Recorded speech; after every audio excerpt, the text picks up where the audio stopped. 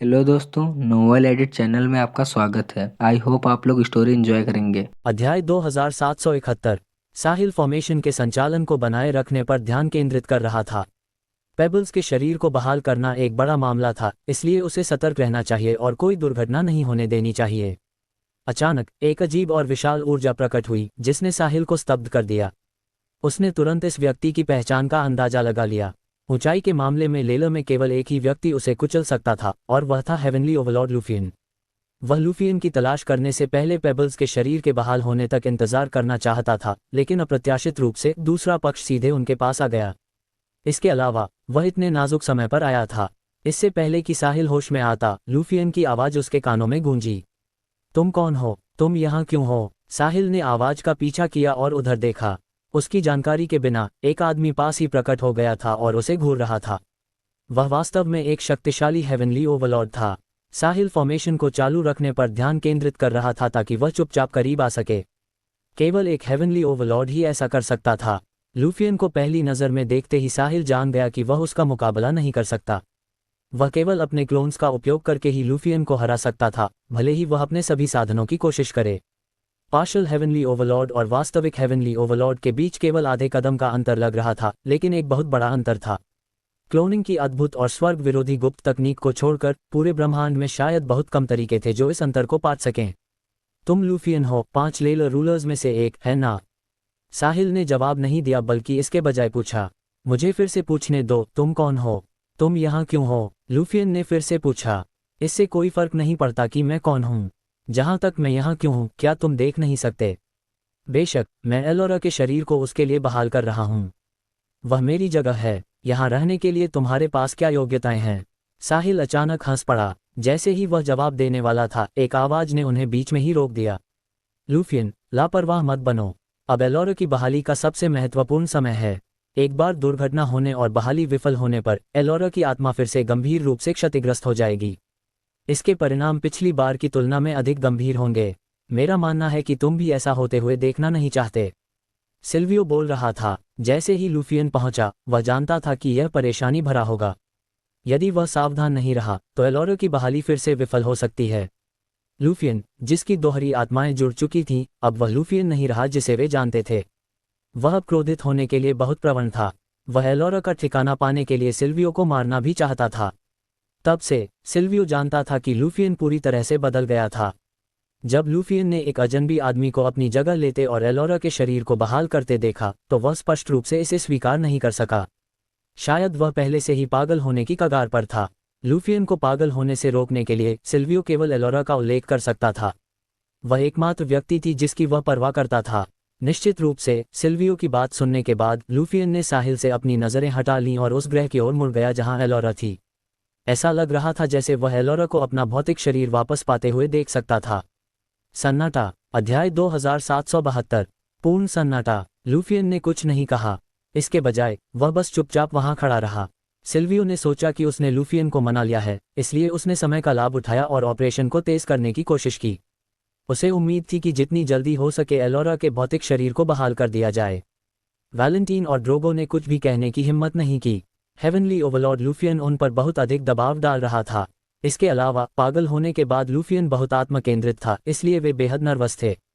खामोशी के एक पल के बाद लूफियन ने पूछा, सिल्वियो, तुम एलोरा के शरीर को नया आकार देने में मदद कर रहे हो, लेकिन मेरी तलाश करने के बजाय तुम्हें ये करने के लिए एक अजनबी लड़का मिल गया। इसका क्या मतलब है? क्या तुमने मुझे 5 लेलर रूलर्स से बाहर कर दिया है?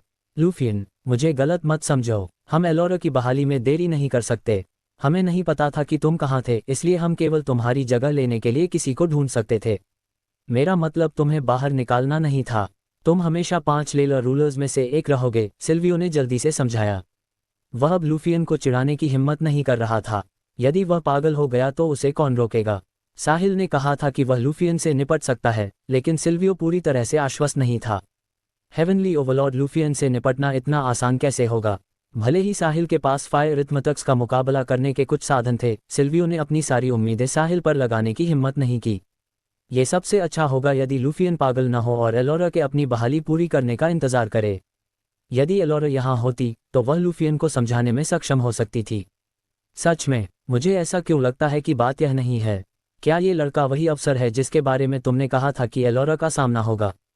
तुमने मुझे एलोरा का ठिकाना नहीं बताया और मुझे उसे ढूंढने जाने से मना कर दिया क्योंकि तुम्हें डर था कि मुझे पता चल जाएगा कि लड़के और एलोरा के बीच कोई विशेष संबंध है ना? लूफियन ने शांति से पूछा। लूफियन की बात सुनकर सिल्वियो के दिमाग में बिजली कड़क उठी। उसे लगा जैसे उसका सिर फटने वाला हो। ये कैसे संभव था? लूफियन इसका इतने विस्तार से विश्लेषण कैसे कर सकता था? अपने हिंसक व्यक्तित्व के साथ जुड़ने के बाद लूफियन इतना शांत कैसे रह सकता था? लूफियन, ज्यादा मत सोचो। ऐसी कोई बात नहीं है। तुम बस यादृच्छिक अनुमान लगा रहे हो, सिल्वियो ने घबराहट में कहा। हालांकि उसकी बातें बिल्कुल भी विश्वसनीय नहीं लग रही थीं। कोई भी सामान्य व्यक्ति देख सकता था कि सिल्वियो स्पष्ट रूप से घबरा रहा था, अन्यथा वह हकलाता नहीं। सिल्वियो, तुम्हें अब और समझाने की जरूरत नहीं है। जिस क्षण मैंने इस बच्चे को देखा, सब कुछ एक बार में स्पष्ट हो गया। कोई आश्चर्य नहीं कि एलोरा के वापस आने के बाद, उसकी आत्मा क्षतिग्रस्त होने के बाद वह इतना बदल गई। उसने मेरे प्रति अस्वीकृति भी दिखाई, जैसे कि वह चाहती थी कि मैं उससे दूर रहूं। वह पहले ऐसी नहीं थी, वह मुझे स्वीकार करने की कोशिश कर रही थी। यदि मैं उस पर काम करना जारी रखता तो हम साथ होते, इसमें ज्यादा समय नहीं लगता। दुर्भाग्य से रोबोशस और सोल डिवाउरर्स के हमले के बाद उसके लौटने पर सब कुछ बदल गया, लूफियन ने कहा। लूफियन, ज्यादा सोचना बंद करो। एलोरा द्वारा अपना शरीर बहाल करने के बाद तुम उससे व्यक्तिगत रूप से ये सवाल पूछ सकते हो और वह समझाएगी। सिल्वियो अभी भी अपनी आखिरी कोशिश कर रहा था। क्या मुझे अभी भी पूछने की जरूरत है? तुम्हारे चेहरे के भाव ने पहले ही सब कुछ कह दिया है। सिल्वियो, तुम पूरे समय एलोरा के लिए पर्दा डाल रहे हो। मुझे समझ नहीं आता। हम एक दूसरे को बहुत लंबे समय से जानते हैं, है ना? क्या मैं तुम्हारे दिल में एक अजनबी बच्चे से बेहतर नहीं हूं? ये वैसा नहीं है जैसा तुम सोच रहे हो। लूफियन, क्या हम एलोरा की बहाली के बाद बात कर सकते हैं? हम तुम्हारे दिल के सभी दुखते बिंदुओं को हल कर सकते हैं। सिल्वियो, मैं अभी तुम्हें बस एक बात बताना चाहता हूं, लूफियन ने अचानक कहा। यह क्या है? सिल्वियो महसूस कर सकता था कि कुछ बुरा हो रहा है। यदि लेला नष्ट हो जाती है और अनगिनत जीव विलुप्त या विस्थापित हो जाते हैं, तो ये सब तुम्हारी गलती होगी। यदि तुमने एलोरा को झूठ बोलने में मदद नहीं की होती, तो इनमें से कुछ भी नहीं होता। सिल्वियो, तुम लेला के पापी बन जाओगे, लूफियन ने कातिलाना आवाज में कहा। वह अपने दिल के गुस्से को दबाने की पूरी कोशिश कर रहा था। अध्याय 2773। लूफियन, गड़बड़ मत करो।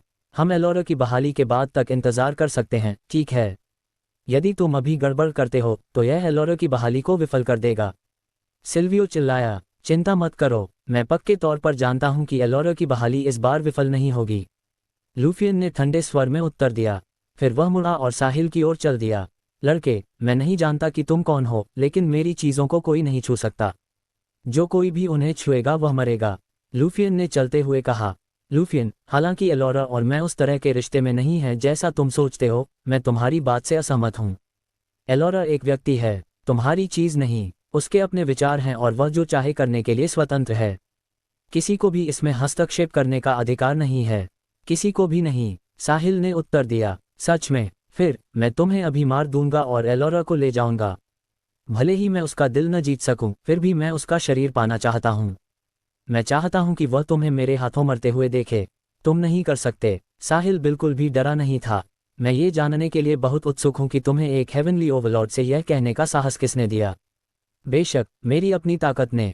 दोनों के बीच की बातचीत ने बाकी लोगों के दिल हलक में ला दिए। सिल्वियो, वैलेंटीन और ड्रोगो जानते थे कि आगे क्या होगा। वे केवल इतना ही कर सकते थे कि फॉर्मेशन के संचालन को बनाए रखने के लिए कड़ी मेहनत करें। इस समय एलोरा अपनी बहाली के महत्वपूर्ण क्षण में थी। वह बाहर की आवाजें सुन सकती थी लेकिन कुछ भी नहीं कर सकती थी। वह केवल प्रार्थना कर सकती थी कि साहिल लूफियन के साथ अपनी लड़ाई में जीवित रह सके। बहुत अच्छा, फिर मुझे दिखाओ कि तुम्हारा आत्मविश्वास कहाँ से आता है। जिस क्षण उसने ये कहना समाप्त किया, लूफियन साहिल की ओर झपटा। जैसे ही वह साहिल के पास पहुंचा, अचानक पतली हवा से एक आकृति प्रकट हुई। लूफियन हिचकिचाया नहीं और अपनी पूरी ताकत के साथ उससे टकरा गया। जो कोई भी उसके सामने खड़े होने की हिम्मत करेगा वह मरेगा। धमाका, तेज आवाज ने सभी को सचेत कर दिया। उन्होंने एक आकृति को उछलते हुए, प्रकाश के एक बिंदु में बदलते हुए और शून्य में गायब होते हुए देखा। इसने लूफियन के प्रभाव के अपार बल का प्रदर्शन किया। हालांकि लूफियन भी रुकने के लिए मजबूर हो गया। उसकी नजरें उस व्यक्ति पर टिकी थीं जिससे वह टकराया था। ये व्यक्ति कमजोर नहीं था। जब उसे टक्कर लगी तो वह बिखरा नहीं बल्कि बस उड़ गया। यहां तक कि सिल्वियो की ताकत भी उस व्यक्ति से कमतर हो सकती थी। लेला में अचानक इतने सारे मजबूत लोग कब प्रकट हुए? लूफियन द्वारा जिस आकृति को दूर फेंका गया था वह अचानक फिर से प्रकट हुई और साहिल के सामने खड़ी हो गई, लूफियन का सामना करने लगी। लूफियन की आंखें सिकुड़ गईं। वह बिल्कुल उस बच्चे जैसा दिख रहा था। इतना ही नहीं, जो ऊर्जा वे उत्सर्जित कर रहे थे वह भी वही थी। क्या हो रहा है? ये दोनों एक जैसे क्यों दिखे और उनकी ऊर्जा भी एक जैसी क्यों थी? क्या वे जुड़वां थे? भले ही वे जुड़वां हों, उनकी ऊर्जा एक जैसी नहीं हो सकती, है ना? सिल्वियो, वैलेंटीन और ड्रोगो भी मंत्रमुग्ध थे। जब उन्होंने एक और साहिल देखा तो तीनों चकित रह गए। उन्हें भी नहीं पता था कि दो साहिल क्यों थे। यहाँ तक कि एलोरा को भी नहीं पता था कि साहिल का कोई क्लोन है। उन्हें तो छोड़ ही दें। क्या ये तुम्हारा तुरुप का पत्ता है? लूफियन ने साहिल की ओर देखा। तुम ऐसा कह सकते हो। साहिल मुस्कुराया और जवाब दिया, ये सिर्फ एक चींटी है। क्या तुम्हें लगता है कि वह तुम्हारी रक्षा कर सकता है? क्या मजाक है? लूफियन ने एक भयावह अभिव्यक्ति दिखाई। यदि एक नहीं कर सकता तो कुछ और के बारे में क्या ख्याल है? साहिल ने पूछा। जैसे ही उसने ये कहा, पतली हवा से और आकृतियां प्रकट हुईं। लूफियन ने जिसे दूर फेंका था उसे मिलाकर 10 क्लोन्स अब साहिल की रक्षा कर रहे थे। अध्याय 2774। लूफियन पूरी तरह से दंग रह गया। अब 10 लोग थे जो एक जैसे दिखते थे, बिल्कुल एक जैसी ऊर्जा के साथ। इसके अलावा वे कमजोर भी नहीं थे। सिल्वियो और अन्य लोग चौंक गए जब उन्होंने अचानक 10 साहिल प्रकट होते देखे। कौन सा अप्राकृतिक साधन उसे स्वयं के 10 लोगों को बुलाने देगा? इससे भी महत्वपूर्ण बात यह है कि वे कोई प्रेत नहीं थे। पहले वाले को देखते हुए जिसने लूफियन के हमले को रोका था, इसका भौतिक अस्तित्व होना चाहिए। भले ही सिल्वियो अंतहीन वर्षों तक जीवित रहा था, उसने इस गुप्त तकनीक को कभी नहीं देखा था। उसने इसके बारे में सुना भी नहीं था। चाहे कितनी भी चींटियां क्यों न हो, वे फिर भी केवल चींटियां ही हैं। लूफियन होश में आया और तिरस्कारपूर्वक कहा, इस तथ्य को देखते हुए कि लूसियन ने उसे अपनी पूरी ताकत से मारा था, लेकिन वह बाद में शांति से वहां खड़ा रह सका, उसे एक पार्शल हेवनली ओवरलॉर्ड होना चाहिए। अन्यथा, भले ही वह एक चरम एंशिएंट ओवरलॉर्ड होता, वह गंभीर रूप से घायल हो गया होता, यदि वह मरा नहीं होता। 10 पार्शल हेवनली ओवरलॉर्ड्स वास्तव में एक विचारणीय शक्ति थे। यह अफसोस की बात थी कि उन्हें गलत विरोधी मिल गया था। लूफियन एक हेवनली ओवरलॉर्ड था। यदि वह 10 पार्शल हेवनली ओवरलॉर्ड से भी नहीं निपट सकता था, तो वह किस तरह का हेवनली ओवरलॉर्ड था? पर्याप्त नहीं है। फिर मैं तुम्हें कुछ और दिलाता हूँ, साहिल ने फिर से कहा। उसके सामने 10 और आकृतियां प्रकट हुईं। लूफियन ने पास ही 20 पार्शल हेवनली ओवरलॉर्ड्स को देखा। उसके चेहरे पर अब तिरस्कार नहीं बल्कि गंभीरता दिख रही थी। वे 20 पार्शल हेवनली ओवरलॉर्ड्स थे। भले ही लूफियन एक हेवनली ओवरलॉर्ड था, उसे इसके साथ सावधानी से व्यवहार करना चाहिए। आखिरकार उसने कुछ समय पहले ही हेवनली ओवरलॉर्ड रैंक में कदम रखा था और अभी तक अपने कौशल को पूरी तरह से मजबूत नहीं किया था। अब लूफियन एक बात सुनिश्चित करना चाहता था। वह जानना चाहता था कि उसके सामने 20 पार्शल हेवनली ओवरलॉर्ड्स असली थे या नकली। मैंने तुमसे कहा है, चाहे कितनी भी चींटियां क्यों न हो, वे आखिर में चींटियां ही रहेंगी। उन शब्दों को चिल्लाने के बाद वह फिर से साहिल की ओर झपटा। जब उसने दुश्मन को आते देखा तो साहिल ने कोई कमजोरी नहीं दिखाई। उसने 20 क्लोन्स को नियंत्रित किया और आगे बढ़ा। सौभाग्य से उसकी आत्मा की शक्ति सामान्य लोगों की तुलना में बहुत अधिक मजबूत थी। अन्यथा वह एक साथ इतने सारे क्लोन्स को नियंत्रित नहीं कर पाता। उसने सोचा कि सिस्टम ने इस मुद्दे पर विचार किया होगा जब उसने क्लोनिंग जैसे पुरस्कार दिए थे। बूम बूम बूम, धमाका धमाका धमाका। दोनों पक्ष लड़े। चूंकि एक ही व्यक्ति ने 20 क्लोन्स को नियंत्रित किया था, उनके विचार पूरी तरह से जुड़े हुए थे। इसलिए प्रत्येक क्लोन जानता था कि उसे क्या करना चाहिए। इस बीच स्पष्ट श्रम विभाजन था कि कौन हमला कर रहा है, कौन झांसा दे रहा है, कौन रक्षात्मक है और कौन सहायक है। इसके अलावा हर क्लोन बहादुर था और मौत से नहीं डरता था। इसलिए वे स्वतंत्र विचारों वाले 20 पार्शल हेवनली ओवरलॉर्ड्स की तुलना में बहुत अधिक मजबूत थे। जब प्रत्येक के स्वतंत्र विचार होते तो वे पहले अपने बारे में सोचते और इतने हताश नहीं होते। इसके अलावा भले ही वे अपनी जान जोखिम में डाल दें, उन्हें पता नहीं होगा कि दूसरा क्या सोच रहा है, इसलिए सहयोग में कोई खामी नहीं होगी। साहिल के 20 क्लोन्स द्वारा प्रदर्शित युद्ध शक्ति ने लूफियन को भी आश्चर्यचकित कर दिया। इन लोगों के बीच सहयोग सही था। लड़ाई आगे पीछे हुई, लेकिन साहिल के पक्ष को नुकसान उठाना पड़ा। एक पार्शल हेवनली ओवरलॉर्ड का सामान्य हमला एक हेवनली ओवरलॉर्ड के खिलाफ सीमित था। भले ही वे सहयोग के माध्यम से लूफियन पर हमला करने में कामयाब रहे, लेकिन यह एक साधारण व्यक्ति को गुदगुदी करने से बेहतर नहीं था। इससे लूफियन को कोई ठोस नुकसान नहीं होगा। दूसरी ओर, यदि लूफियन बेतरतीब ढंग से किसी एक क्लोन को छूता तो वह उसे दूर फेंक सकता था। यही दोनों पक्षों के बीच का अंतर था। अध्याय 2775। साहिल फॉर्मेशन के संचालन को बनाए रखते हुए लूफियन से लड़ने के लिए 20 क्लोन्स को नियंत्रित कर रहा था। इस समय उसे एक हेवनली ओवरलॉर्ड की शक्ति पर विलाप भी करना पड़ा। भले ही लूफियन ने अभी अभी हेवनली ओवरलॉर्ड रैंक में कदम रखा हो, वह ऐसा कोई नहीं था जिसे एक पार्शियल हेवनली ओवरलॉर्ड संभाल सके। यदि साहिल के पास क्लोनिंग नहीं होती तो वह अपनी पूरी कोशिश करने के बाद भी लूफियन का मुकाबला नहीं कर पाता। 20 क्लोन्स पूरी तरह से सहयोग करते हुए भी लूफियन को ज्यादा नुकसान नहीं पहुंचा सकते थे। शायद केवल आत्मविनाश ही वास्तव में लूफियन की नींव को चोट पहुंचा सकता था। हालांकि साहिल जानता था कि अब वह समय नहीं था। क्लोन का आत्मविनाश किसी भी गुप्त तकनीक की तुलना में बहुत अधिक शक्तिशाली था, इसलिए यह निश्चित रूप से एलोरा को प्रभावित करेगा। इसलिए वह एलोरा के पुनर्निर्माण के बाद ही ऐसा कर सकता था। उसका काम अब एलोरा के पुनर्निर्माण के पूरा होने तक देरी करना था। दोनों पक्षों ने कुछ देर तक लड़ाई लड़ी और लूफियन का लक्ष्य प्राप्त कर लिया। उसने सभी 20 को छुआ था और पुष्टि की थी कि वे असली थे।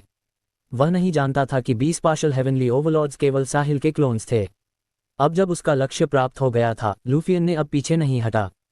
वह चाहता था कि इन लोगों को पता चले कि एक हेवनली ओवरलॉर्ड की सच्ची ताकत कितनी डरावनी होती है। उसका शरीर गुदगुदाने वाले प्रहार को सहने के बाद लूफियन ने साहिल के क्लोन्स में से एक को पकड़ लिया और उसकी हेवनली ओवरलॉर्ड की शक्ति बढ़ गई। बूम! अपने हाथों में कुछ बल लगाने के बाद उसने साहिल के क्लोन को आधे में फाड़ दिया। लूफियन ने आकाश की ओर देखा और दहाड़ा। ऐसा लग रहा था कि वह अपने दिल के गुस्से को निकालना चाहता है और अपने सामने मौजूद हर चीज को टुकड़ों में फाड़ देना चाहता है। उस समय एलोरा की तरह एक मजबूत ओवरलॉर्ड सामान्य परिस्थितियों में नहीं मरता, भले ही उनका शरीर नष्ट हो गया हो। हालांकि शरीर चला गया था, आत्मा अभी भी जीवित रह सकती थी। इसे कुछ शर्तों के तहत बहाल भी किया जा सकता था। हालांकि लूफियन अपने विरोधी को मौका नहीं देगा। वह न केवल विरोधी के शरीर को नष्ट करना चाहता था, बल्कि उसकी आत्मा को भी नष्ट करना चाहता था और उस विरोधी को पूरी तरह से मारना चाहता था जिसने उसका विरोध करने की हिम्मत की थी। हालांकि साहिल के क्लोन को फाड़ने के बाद लूफियन को लगा कि कुछ गलत है। उसने जिस खूनी और वीभत्स दृश्य की कल्पना की थी, वह दिखाई नहीं दिया। उसने अपने हाथों को खालीपन से देखा। वे खाली थे। उसने स्पष्ट रूप से उनमें से एक को पकड़ा था और अभी उसे टुकड़ों में फाड़ दिया था। शरीर कहाँ था? ये गायब क्यों हो गया? लूफियन एक पल के लिए दंग रह गया। वह इस बात को समझ नहीं पाया। यदि यह एक प्रेत होता तो इसमें युद्ध शक्ति नहीं होती। इसके अलावा इन लोगों के पास न केवल आक्रामक शक्ति थी, बल्कि वे ताकत में भी कमजोर नहीं थे। ये 20 पार्शियल ओवरलॉर्ड्स अकेले ही पूरे लेलम में झाड़ू लगाने के लिए पर्याप्त थे। केवल एक हेवनली ओवरलॉर्ड के रूप में ही वह 20 पार्शियल हेवनली ओवरलॉर्ड्स के हमले का सामना कर सकता था। बूम! लूफियन पूरी ताकत में था क्योंकि उसने अपने आसपास के 19 क्लोन्स को दूर फेंक दिया था। उसने उनका पीछा नहीं किया, बल्कि इसके बजाय उसने साहिल की ओर देखा और गहरी आवाज में पूछा, लड़के, तुमने किस विधि का उपयोग किया? न केवल ये लोग बिल्कुल तुम्हारी तरह दिखते हैं और तुम्हारी जैसी ऊर्जा रखते हैं, बल्कि उनके पास एक पार्शियल हेवनली ओवरलॉर्ड की आक्रमण शक्ति भी है। हालांकि वे वास्तविक संस्थाएं नहीं हैं। लूफियन इस प्रश्न का उत्तर खोजने वाला अकेला नहीं था। सिल्वियो और अन्य 3 भी इसे जानने के लिए उतने ही उत्सुक थे। अध्याय 2776। 5 लेलर रूलर्स। लेलर में सबसे अधिक ज्ञान रखने वाले 5 लोग थे, विशेष रूप से सिल्वियो। वह ग्रेट एंशिएंट वॉर से पहले से अस्तित्व में था और यहाँ तक कि उसने ऐसी अजीब विधि कभी नहीं देखी थी। अन्यों को बिल्कुल भी अंदाजा नहीं था। तुम उत्सुक हो, है ना? साहिल मुस्कुराया। मैं वाकई उत्सुक हूँ। तुमने ये कैसे किया? लूफियन, मुझे तुम्हें बताने में कोई आपत्ति नहीं है। इसे क्लोनिंग कहा जाता है। वे सभी मेरी प्रतियां हैं, यानी वे क्लोन्स हैं। उनके पास मेरे जैसी ही ताकत है और वे केवल मेरे प्रति वफादार हैं, साहिल ने सच्चाई से उत्तर दिया। वह समय के लिए टाल मटोल कर रहा था और चाहता था कि लूफियन रुके और इस बारे में बात करे। एलोरा की बहाली पूरी होने के बाद वह स्वतंत्र हो जाएगा और हेवनली ओवरलॉर्ड लूफियन के साथ एक जोरदार लड़ाई लड़ सकेगा। क्लोनिंग प्रतिलिपि। तुम्हारे जितनी ही ताकत है, क्या दुनिया में ऐसी स्वर्ग विरोधी तकनीक है? लूफियन अविश्वास में दिखा। एक पार्शियल हेवनली ओवरलॉर्ड वास्तव में 20 प्रतियों को बुला सकता है, जिनमें से सभी की ताकत एक पार्शियल हेवनली ओवरलॉर्ड के समान है। इसके अलावा उनके बीच का सहयोग त्रुटिहीन था। ये तरीका कितना डरावना था। यदि यह बच्चा हेवनली ओवरलॉर्ड रैंक में पहुंच गया तो क्या वह अपनी लड़ाई में मदद करने के लिए 20 हेवनली ओवरलॉर्ड क्लोन्स को बुलाने में सक्षम नहीं होगा? ये कैसे संभव था? 20 हेवनली ओवरलॉर्ड्स, वह क्या अवधारणा होगी? क्या वह इस स्तर पर अन्य लोगों के बीच अजेय नहीं होगा? भले ही वह अभी अभी हेवनली ओवरलॉर्ड रैंक में आया हो, वह निश्चित रूप से एक चरम हेवनली ओवरलॉर्ड को हरा सकता था। इस बच्चे ने ऐसी स्वर्ग विरोधी तकनीक कैसे प्राप्त की? क्या ये सिल्वियो हो सकता है? लूफियन अपनी गर्दन घुमाकर सिल्वियो पर नजर डालने से खुद को नहीं रोक सका। उसकी राय में लेलम में एकमात्र व्यक्ति जिसके पास ऐसा अविश्वसनीय कौशल हो सकता था, वह सिल्वियो था, जो प्राचीन काल से जीवित बचा था। हालांकि इस समय सिल्वियो भी हैरान दिख रहा था। वह साहिल की बातों से भी सदमे में था। बस एक नज़र के साथ लूफियन को यकीन हो गया कि सिल्वियो ने साहिल को क्लोनिंग नहीं सिखाई थी। यदि सिल्वियो क्लोनिंग जानता तो वह निश्चित रूप से स्वयं इसका उपयोग करता। क्लोनिंग वास्तव में एक उल्लेखनीय तकनीक है, साहिल सहमत हुआ, लेकिन तुम इतने निश्चित कैसे हो सकते हो कि वहाँ कोई गुप्त तकनीक नहीं है? ब्रह्मांड अविश्वसनीय रूप से विशाल है, तुम्हारी कल्पना से बहुत परे। लेलर, एक लेवल 9 सिविलाइजेशन, ब्रह्मांड की भव्य योजना में सिर्फ एक छोटा सा कण है। लूफियन, अपने क्षितिज को व्यापक करो और खुद को लेलर तक सीमित मत करो। तुम एक हेवनली ओवरलॉर्ड बन गए हो और उससे परे की दुनिया का पता लगा सकते हो। उन अजूबों को देखो जो वहां तुम्हारा इंतजार कर रहे हैं, शायद तुम वापस भी नहीं आना चाहोगे। साहिल ने लूफियन को उनकी वर्तमान समझ से परे की संभावनाओं पर विचार करने के लिए मनाने की कोशिश की। बेशक, यदि मामला शांति से सुलझ सकता था तो वह लूफियन से लड़ना नहीं चाहता था। आखिरकार लूफियन एक वास्तविक हेवनली ओवरलॉर्ड था। दर्जनों क्लोन्स के साथ भी साहिल अनिश्चित था कि वह लूफियन को रोक पाएगा या नहीं। तुम लेलर से नहीं हो? लूफियन ने अचानक पूछा। नहीं, साहिल ने सिर हिलाया। कोई आश्चर्य नहीं। लूफियन ऐसा दिखा जैसे वह अचानक समझ गया हो। यदि लेलर के पास साहिल जैसा मजबूत ओवरलॉर्ड होता तो कोई रास्ता नहीं था कि उसे इसके बारे में पता न हो। पता चला कि वह लेलर से नहीं था, तब यह आश्चर्य की बात नहीं थी। लड़के, क्या तुम इन 20 क्लोन्स के साथ एक शक्तिशाली हेवनली ओवरलॉर्ड का मुकाबला कर सकते हो? तुम बहुत भोले हो। तुम एक हेवनली ओवरलॉर्ड की शक्ति को बिल्कुल भी नहीं समझ सकते। बस देखो, मैं तुम्हारे सभी क्लोन्स को नष्ट कर दूंगा और तुम्हारे वास्तविक रूप के लिए आऊंगा। जब ऐसा होगा तो मैं देखूंगा कि तुम्हारे पास और कौन से तरीके हैं। लूफियन मुस्कुराया। सच में? फिर मैं इंतजार करूंगा और देखूंगा, साहिल ने मुस्कुराहट के साथ उत्तर दिया। उसने लूफियन को बिल्कुल भी गंभीरता से नहीं लिया। जब लूफियन ने साहिल के उदासीन भाव को देखा तो उसे बहुत अपमानित महसूस हुआ। वह एक शक्तिशाली हेवनली ओवरलॉर्ड था, लेकिन एक पार्शल हेवनली ओवरलॉर्ड ने उसे तुच्छ समझा। लूफियन के चरित्र के साथ वह इसे कैसे सहन कर सकता था? उसने बात करना बंद कर दिया और सीधे साहिल के क्लोन्स की ओर झपटा। अपने शक्तिशाली हेवनली ओवरलॉर्ड रैंक शरीर पर भरोसा करते हुए उसने चकमा देना बंद कर दिया और साहिल के क्लोन्स को एक एक करके फाड़ दिया। अध्याय 2777। जब लूफियन ने साहिल के सभी 20 क्लोन्स को टुकड़ों में फाड़ दिया था तो वह साहिल पर हमला करने के लिए मुड़ा, लेकिन फिर से दंग रह गया, क्योंकि किसी समय साहिल के सामने 20 और क्लोन्स प्रकट हो गए थे। वे सब वहां व्यवस्थित तरीके से खड़े थे। तुम? लूफियन ने साहिल की ओर देखा, अवाक। उसके चेहरे के हाव भाव से देखा जा सकता था कि वह गुस्से से उबल रहा था। 20 पार्शल हेवनली ओवरलॉर्ड क्लोन्स की देखभाल करने के बाद लूफियन की भी सांस थोड़ी फूल गई थी। एक पार्शल हेवनली ओवरलॉर्ड के नाम में हेवनली ओवरलॉर्ड शब्द था। ये लूफियन को डरा सकता था। जैसा कि कहा जाता है, बहुत सी चींटियां एक हाथी को मार सकती हैं। छोटी छोटी चोटें जुड़कर बड़ी चोटों में बदल जाएंगी। इसके अलावा लूफियन रोबोशस मदर से लड़ते हुए गंभीर रूप से घायल हो गया था और अभी तक ठीक नहीं हुआ था। एक बार में 20 पार्शल हेवनली ओवरलॉर्ड्स को मारना लूफियन के लिए काफी बड़ा बोझ था। इसलिए जब उसने साहिल के सामने 20 और क्लोन्स देखे तो वह इतना गुस्से में था कि अवाक रह गया। लूफियन, हार मान लो। जब तक तुम इन 20 क्लोन्स को तुरंत नहीं मार सकते, मैं उन्हें एक अनंत लूप में बुला सकता हूं। यदि तुम सभी क्लोन्स को नहीं मारते तो तुम मुझे चोट नहीं पहुंचा सकते, साहिल ने धीरे से कहा। मुझे विश्वास नहीं है कि तुम उन्हें अनंत रूप से बुला सकते हो। ऐसी स्वर्ग विरोधी तकनीक के लिए भुगतान करने के लिए एक कीमत होनी चाहिए, अन्यथा क्या तुम अजेय नहीं होगे? लूफियन ने दांत पीसते हुए थूका। बेशक एक कीमत है, लेकिन मैं फिलहाल कीमत सह सकता हूं, इसलिए तुम्हें मेरी चिंता करने की जरूरत नहीं है। एल्व्स को देखने से पहले साहिल अपने ब्लड एसेंस के अत्यधिक उपयोग और शारीरिक ओवरड्राफ्ट के कारण थोड़ा डरा हुआ होता। हालांकि एल्व से पवित्र रस प्राप्त करने के बाद उसे अब इस समस्या के बारे में चिंता करने की जरूरत नहीं थी। पवित्र रस तुरंत खपत किए गए ब्लड एसेंस को बहाल कर सकता था। दिव्य रस उसके लिए विशेष रूप से बनाया गया खजाना था। साहिल को थोड़ा संदेह भी था कि एल्व्स ने केवल उसके आगमन की प्रतीक्षा में इतना दिव्य रस इकट्ठा किया था। शायद वे सिस्टम धारक के आने का इंतजार कर रहे थे। मुझे तुम पर विश्वास नहीं है, तो तुम कोशिश करते रह सकते हो।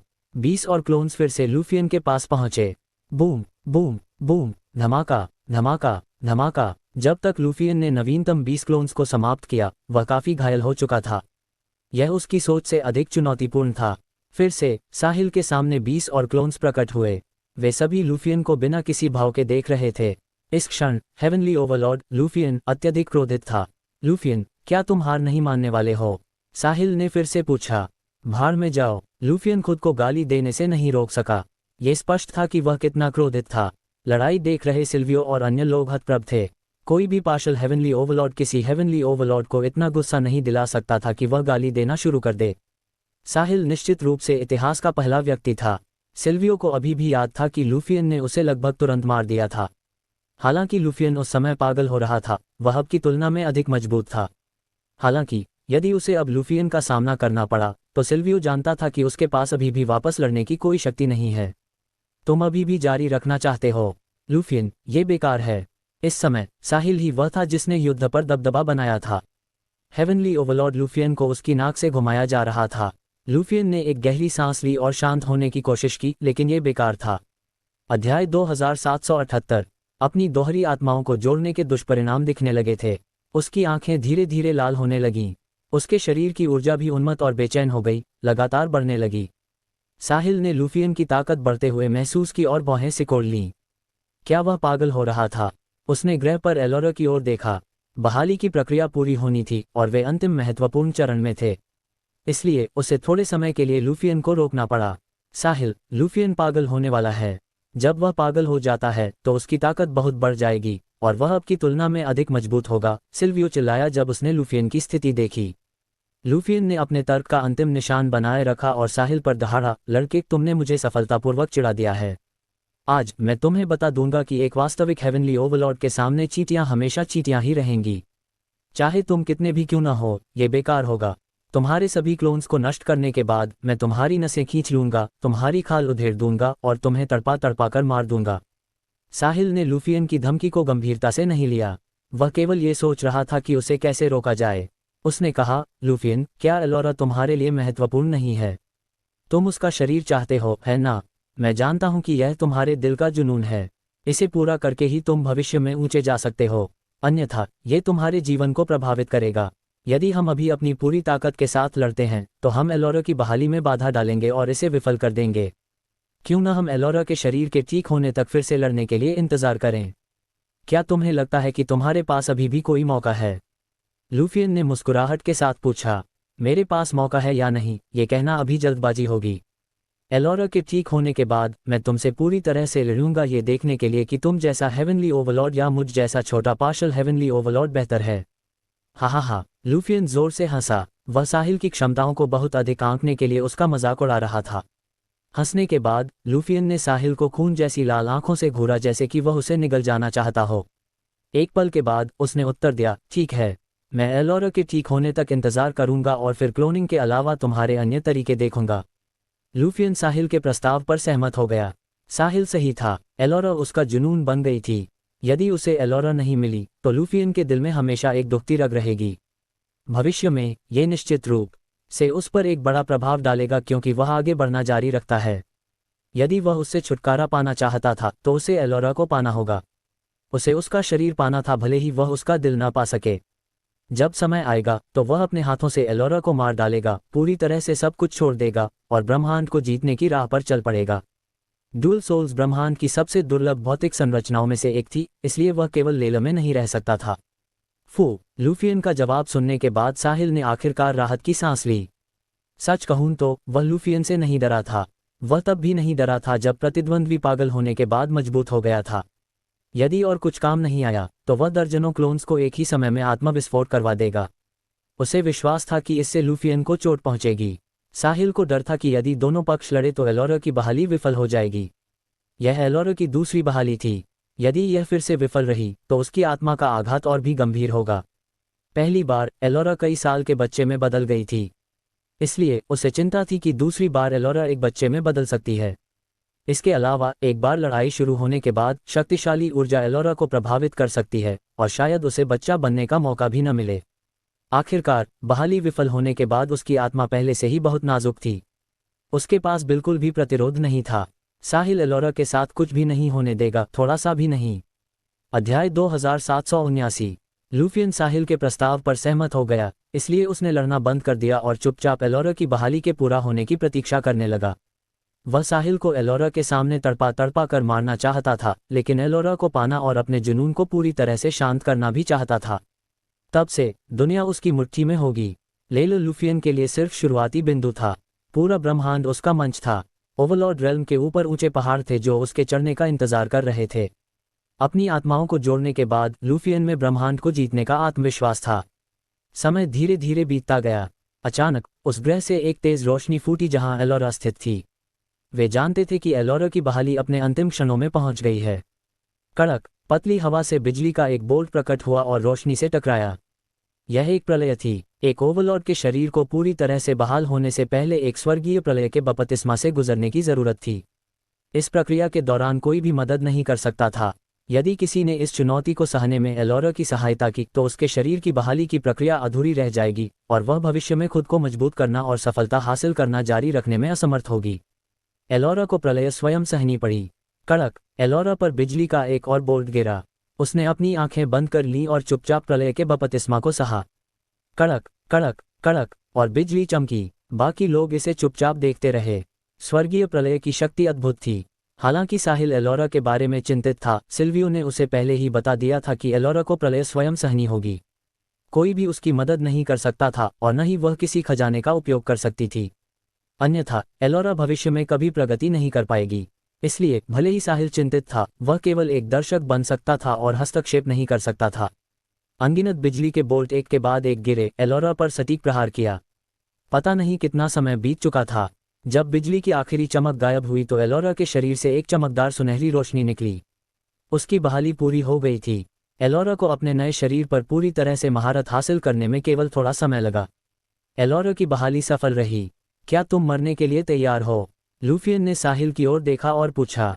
लूफियन, मैंने कहा, भले ही तुम एक हेवनली ओवरलॉर्ड हो, तुम मुझे मार नहीं सकते। हालांकि मैं तुम्हें मारने में सक्षम नहीं हो सकता हूं, साहिल ने लापरवाही से उत्तर दिया। अपनी लेवल 6 क्लोनिंग के साथ वह वास्तव में लूफियन से नहीं डरा था। हा, तुम मुझे अपने 20 चींटी जैसे क्लोन्स के साथ मारना चाहते हो? लूफियन तिरस्कारपूर्ण लग रहा था। साथ ही उसके शरीर की ऊर्जा फिर से हिंसक होने लगी। वह एलोरा के सामने साहिल को मारने के लिए इंतजार नहीं कर सकता था। लूफियन अपनी दोहरी आत्माओं को जोड़ने के बाद अपने शरीर को नियंत्रित कर सकता था। जब उसे अधिक ताकत की आवश्यकता होती तो वह खुद को पागल बनाना चुनता। फिर जरूरत न होने पर वह ठीक हो जाता। पिछला लूफियन ऐसा नहीं कर सकता था। यदि पिछली बार सिल्वियो ने उसे पागल होने से नहीं रोका होता तो लेले की स्थिति भयानक हो सकती थी। उस समय एक बार लूफियन पागल हो जाने पर वह अपने आप ठीक नहीं हो सकता था और उसे मजबूत बाहरी ताकतों पर निर्भर रहना पड़ता था। साहिल ने लूफियन में बदलाव महसूस किया और अब संकोच नहीं किया। अध्याय 2780। 20 पर्याप्त नहीं है, मैं तुम्हें और दूंगा। ये कहने के बाद उसके चारों ओर एक के बाद एक और क्लोन्स दिखाई दिए। ये वह ब्लड एसेंस था जिसे साहिल ने पहले से तैयार किया था। अब जब एलोरा की बहाली पूरी हो गई थी तो छिपने की कोई जरूरत नहीं थी। लूफियन आगे पागल हो जाएगा और अपनी सबसे शक्तिशाली युद्ध क्षमता का उपयोग करेगा। यदि उसने अपनी पूरी ताकत का इस्तेमाल नहीं किया तो परिणाम निर्धारित करना बहुत कठिन होगा। क्लोन को बुलाते समय साहिल ने अपने हाथ में ईवल स्प्लिटिंग स्वॉर्ड पकड़ी थी।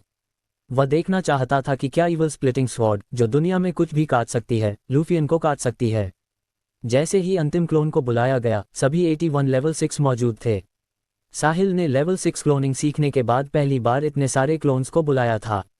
अपने मुख्य रूप को मिलाकर कुल 82 पार्शियल हेवनली ओवरलॉर्ड्स थे। साधारण हेवनली ओवरलॉर्ड्स ऐसी विशाल शक्ति को देखते ही रास्ता बदल लेते। हालांकि पागल होने के बाद लूफियन कोई साधारण हेवनली ओवरलॉर्ड नहीं था। उसकी ताकत उसके मूल रूप से बहुत बेहतर हो गई थी। लूफियन के पागल होने के बाद उसकी ताकत में काफी सुधार हुआ और उसकी समझदारी धीरे धीरे खत्म हो गई। अब चाहे कितने भी दुश्मन क्यों ना हो, वह बस अपने सामने मौजूद हर चीज को फाड़ना चाहता था।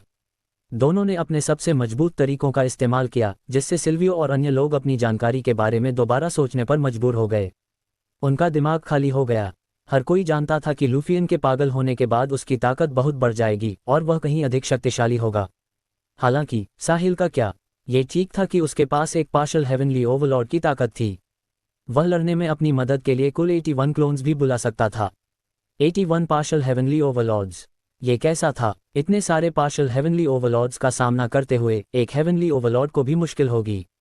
उन्होंने सोचा था कि 20 क्लोन्स ही सीमा थी। अप्रत्याशित रूप से साहिल ने 61 और बुला लिए। वह स्पष्ट रूप से लूफियन को मारने की कोशिश कर रहा था। भले ही साहिल लूफियन को हरा सके या ना हरा सके, जब तक वह लूफियन से सीधे लड़ता है और जीवित बाहर आता है, तब तक इसे एक सफलता माना जाएगा। एक पार्शियल हेवनली ओवरलॉर्ड के रूप में वह हेवनली ओवरलॉर्ड से लड़ने के बाद जीवित लौटने वाला पहला व्यक्ति होगा। सिल्वियो के होश में आने के बाद उसके दिल में परमानंद भर गया। दर्जनों पार्शल हेवनली ओवरलॉर्ड्स लूफियन के लिए खतरा पैदा कर सकते थे। लेला बच गई। जैसा कि अपेक्षित था, भगवान ने लेला को नहीं छोड़ा। स्फायर रित्म तक सही था। हर चीज की एक उम्मीद होती है और साहिल लेला की जीवन रेखा था। सिल्वियो, पहले एलोरा को ले जाओ और उसे अपने शरीर को मजबूत करने दो। इसे मुझ पर छोड़ दो। मैं लूफियन को लेला से बाहर निकाल दूंगा और उसे कोई नुकसान नहीं पहुंचाने दूंगा, साहिल चिल्लाया। साहिल, सावधान रहना। आखिरकार लूफियन हेवनली ओवरलॉर्ड है। पागल होने के बाद उससे निपटना आसान नहीं होगा, सिल्वियो ने उत्तर दिया। चिंता मत करो, लूफियन चाहे कितना भी मजबूत क्यों ना हो, जब तक वह ओवरलॉर्ड रेल्म को पार नहीं करता, मेरे पास अभी भी उससे निपटने का एक तरीका है। ठीक है साहिल, हम पहले एलोरा को ले जाएंगे। तुम्हें सावधान रहना चाहिए और यदि तुम इसे और सहन नहीं कर सकते तो भाग जाना चाहिए। जब दोनों बात कर रहे थे, नरक में जाओ। लूफियन ने आकाश की ओर देखा और गुस्से में दहाड़ा। तुरंत वह भारी शक्ति के साथ साहिल और उसके सामने मौजूद दर्जनों क्लोन्स की ओर झपटा। जाओ, साहिल भी चिल्लाया। फिर उसने दर्जनों क्लोन्स को शून्य में और पीछे हटने के लिए नियंत्रित किया। यहां तक कि पार्शल हेवनली ओवरलॉर्ड सिल्वियो के लिए भी आगामी लड़ाई के बाद के प्रभावों को सहना मुश्किल होगा, क्योंकि साहिल द्वारा अपने पार्शल हेवनली ओवरलॉर्ड क्लोन्स में विस्फोट करने की संभावना थी। इसलिए वह युद्ध के मैदान को यथासंभव दूर ले जाने की कोशिश करेगा ताकि एलोरा और अन्य लोग प्रभावित न हों। सिल्वियो ने साहिल को जाते देखा और स्वाभाविक रूप से समझ गया कि वह क्या सोच रहा है। इसलिए वह तुरंत वैलेंटीन और ड्रोगो के साथ ग्रह पर पहुंच गया। अध्याय 2781। इस समय एलोरा ने अपना आमा पहनकर एक ओवरलॉर्ड का अपना अंदाज फिर से हासिल कर लिया था। उसने साहिल और लूफियन के बीच की पूरी बातचीत सुनी थी। उसने सिल्वियो और अन्य लोगों को आते देखा, इसलिए वह बोलने ही वाली थी। अप्रत्याशित रूप से सिल्वियो ने उसे मौका नहीं दिया। एलोरा, जाओ। सिल्वियो, लेकिन एलोरा ने चिंतित होकर शून्य की ओर देखा। वह वही दिशा थी जहां से साहिल और लूफियन अभी निकले थे। ये ठीक है, साहिल ने हमारे लिए समय बनाने के लिए लूफियन को फुसलाकर दूर कर दिया है। यदि हम रुकते हैं तो हम केवल उसकी लड़ाई को प्रभावित करेंगे। हम इस स्तर की लड़ाई में बिल्कुल भी भाग नहीं ले सकते, इसलिए हम केवल युद्ध के मैदान से दूर रह सकते हैं और साहिल को बिना किसी बाधा के लड़ने दे सकते हैं, सिल्वियो ने जल्दी से कहा। ठीक है, फिर चलते हैं। एलोरा ने कुछ देर सोचा और मान गई। हालांकि वह बहाल हो गई थी, लेकिन उसके पास लड़ाई में भाग लेने की ताकत नहीं थी। यह एक ऐसी लड़ाई थी जिसमें सिल्वियो भी हिस्सा नहीं ले सकता था। वे चारों जल्दी से चले गए। बूम! एक कान फोड़ने वाली आवाज सुनाई दी। तुरंत बाद एक विशाल शक्ति शून्य में फैल गई। जिस ग्रह पर एलोरा और अन्य लोग अभी थे, वह इस शक्ति से तुरंत राख में बदल गया। सिल्वियो और अन्य लोगों ने लड़ाई के सदमे की लहर से भयानक डर महसूस किया। वे एक दूसरे को देखने लगे, शब्दों से परे स्तब्ध। सौभाग्य से साहिल ने लूफियन को दूर कर दिया था ताकि वे जल्दी से बच सकें। यदि वे बहुत करीब होते तो परिणाम गंभीर होते। युद्ध के मैदान पर साहिल और लूफियन के बीच युद्ध अभी शुरू ही हुआ था। अभी जो तेज आवाज आई थी वह पागल होने के बाद लूफियन की पूरी ताकत का प्रहार था, और यह उसके गुस्से को निकालने का एक प्रहार भी था। यह बेहद शक्तिशाली था। एक प्रहार ने तुरंत साहिल के 1/3 क्लोन्स को नष्ट कर दिया। कोई देख सकता था कि यह कितना शक्तिशाली था। पागल होने से पहले और बाद के लूफियन की ताकत में बहुत बड़ा अंतर था। पागल होने से पहले उसे 20 क्लोन्स को नष्ट करने में समय लगा था। अब केवल एक प्रहार ही काफी था। हालांकि लूफियन इस परिमाण का हमला सिर्फ इसलिए नहीं कर सकता था क्योंकि वह ऐसा चाहता था। उसे ऊर्जा संचित करने के लिए एक निश्चित समय की आवश्यकता थी, इससे पहले कि वह इसे छोड़ सके। अन्यथा वह एक के बाद एक कई बार हमला करता। तब तक ये बेकार होता, भले ही साहिल के पास 100 क्लोन्स होते। इसके अलावा ये लूफियन के शरीर पर एक बड़ा बोझ था जो उसकी चोटों से उबर नहीं पाया था। बेशक साहिल लूफियन को और अधिक शक्तिशाली हमलों का उपयोग करने की अनुमति नहीं देगा। लूफियन से लड़ने के लिए शेष क्लोन्स को नियंत्रित करते हुए उसने खाली पदों को भरने के लिए और अधिक क्लोन्स बुलाए। साथ ही वह अपने दिमाग में समय पर भी ध्यान दे रहा था। वह एलोरा और अन्य लोगों के चले जाने तक इंतजार करना चाहता था ताकि लूफियन को अंतिम प्रहार दिया जा सके, जो कि पार्शल हेवनली ओवरलॉर्ड क्लोन्स का आत्मविनाश था। हालांकि उसे कुछ देर इंतजार करना होगा। दर्जनों क्लोन्स का आत्मविनाश कोई मजाक नहीं था। ये निश्चित रूप से लूफियन के प्रहार से कहीं अधिक शक्तिशाली था। अब युद्ध के अनुभव को निखारने का समय था। Boom boom boom! साहिल का मुख्य रूप दूर से लूफियन से लड़ने के लिए क्लोन्स को नियंत्रित कर रहा था। उसने लूफियन को अपने शरीर के करीब आने देने की हिम्मत नहीं की।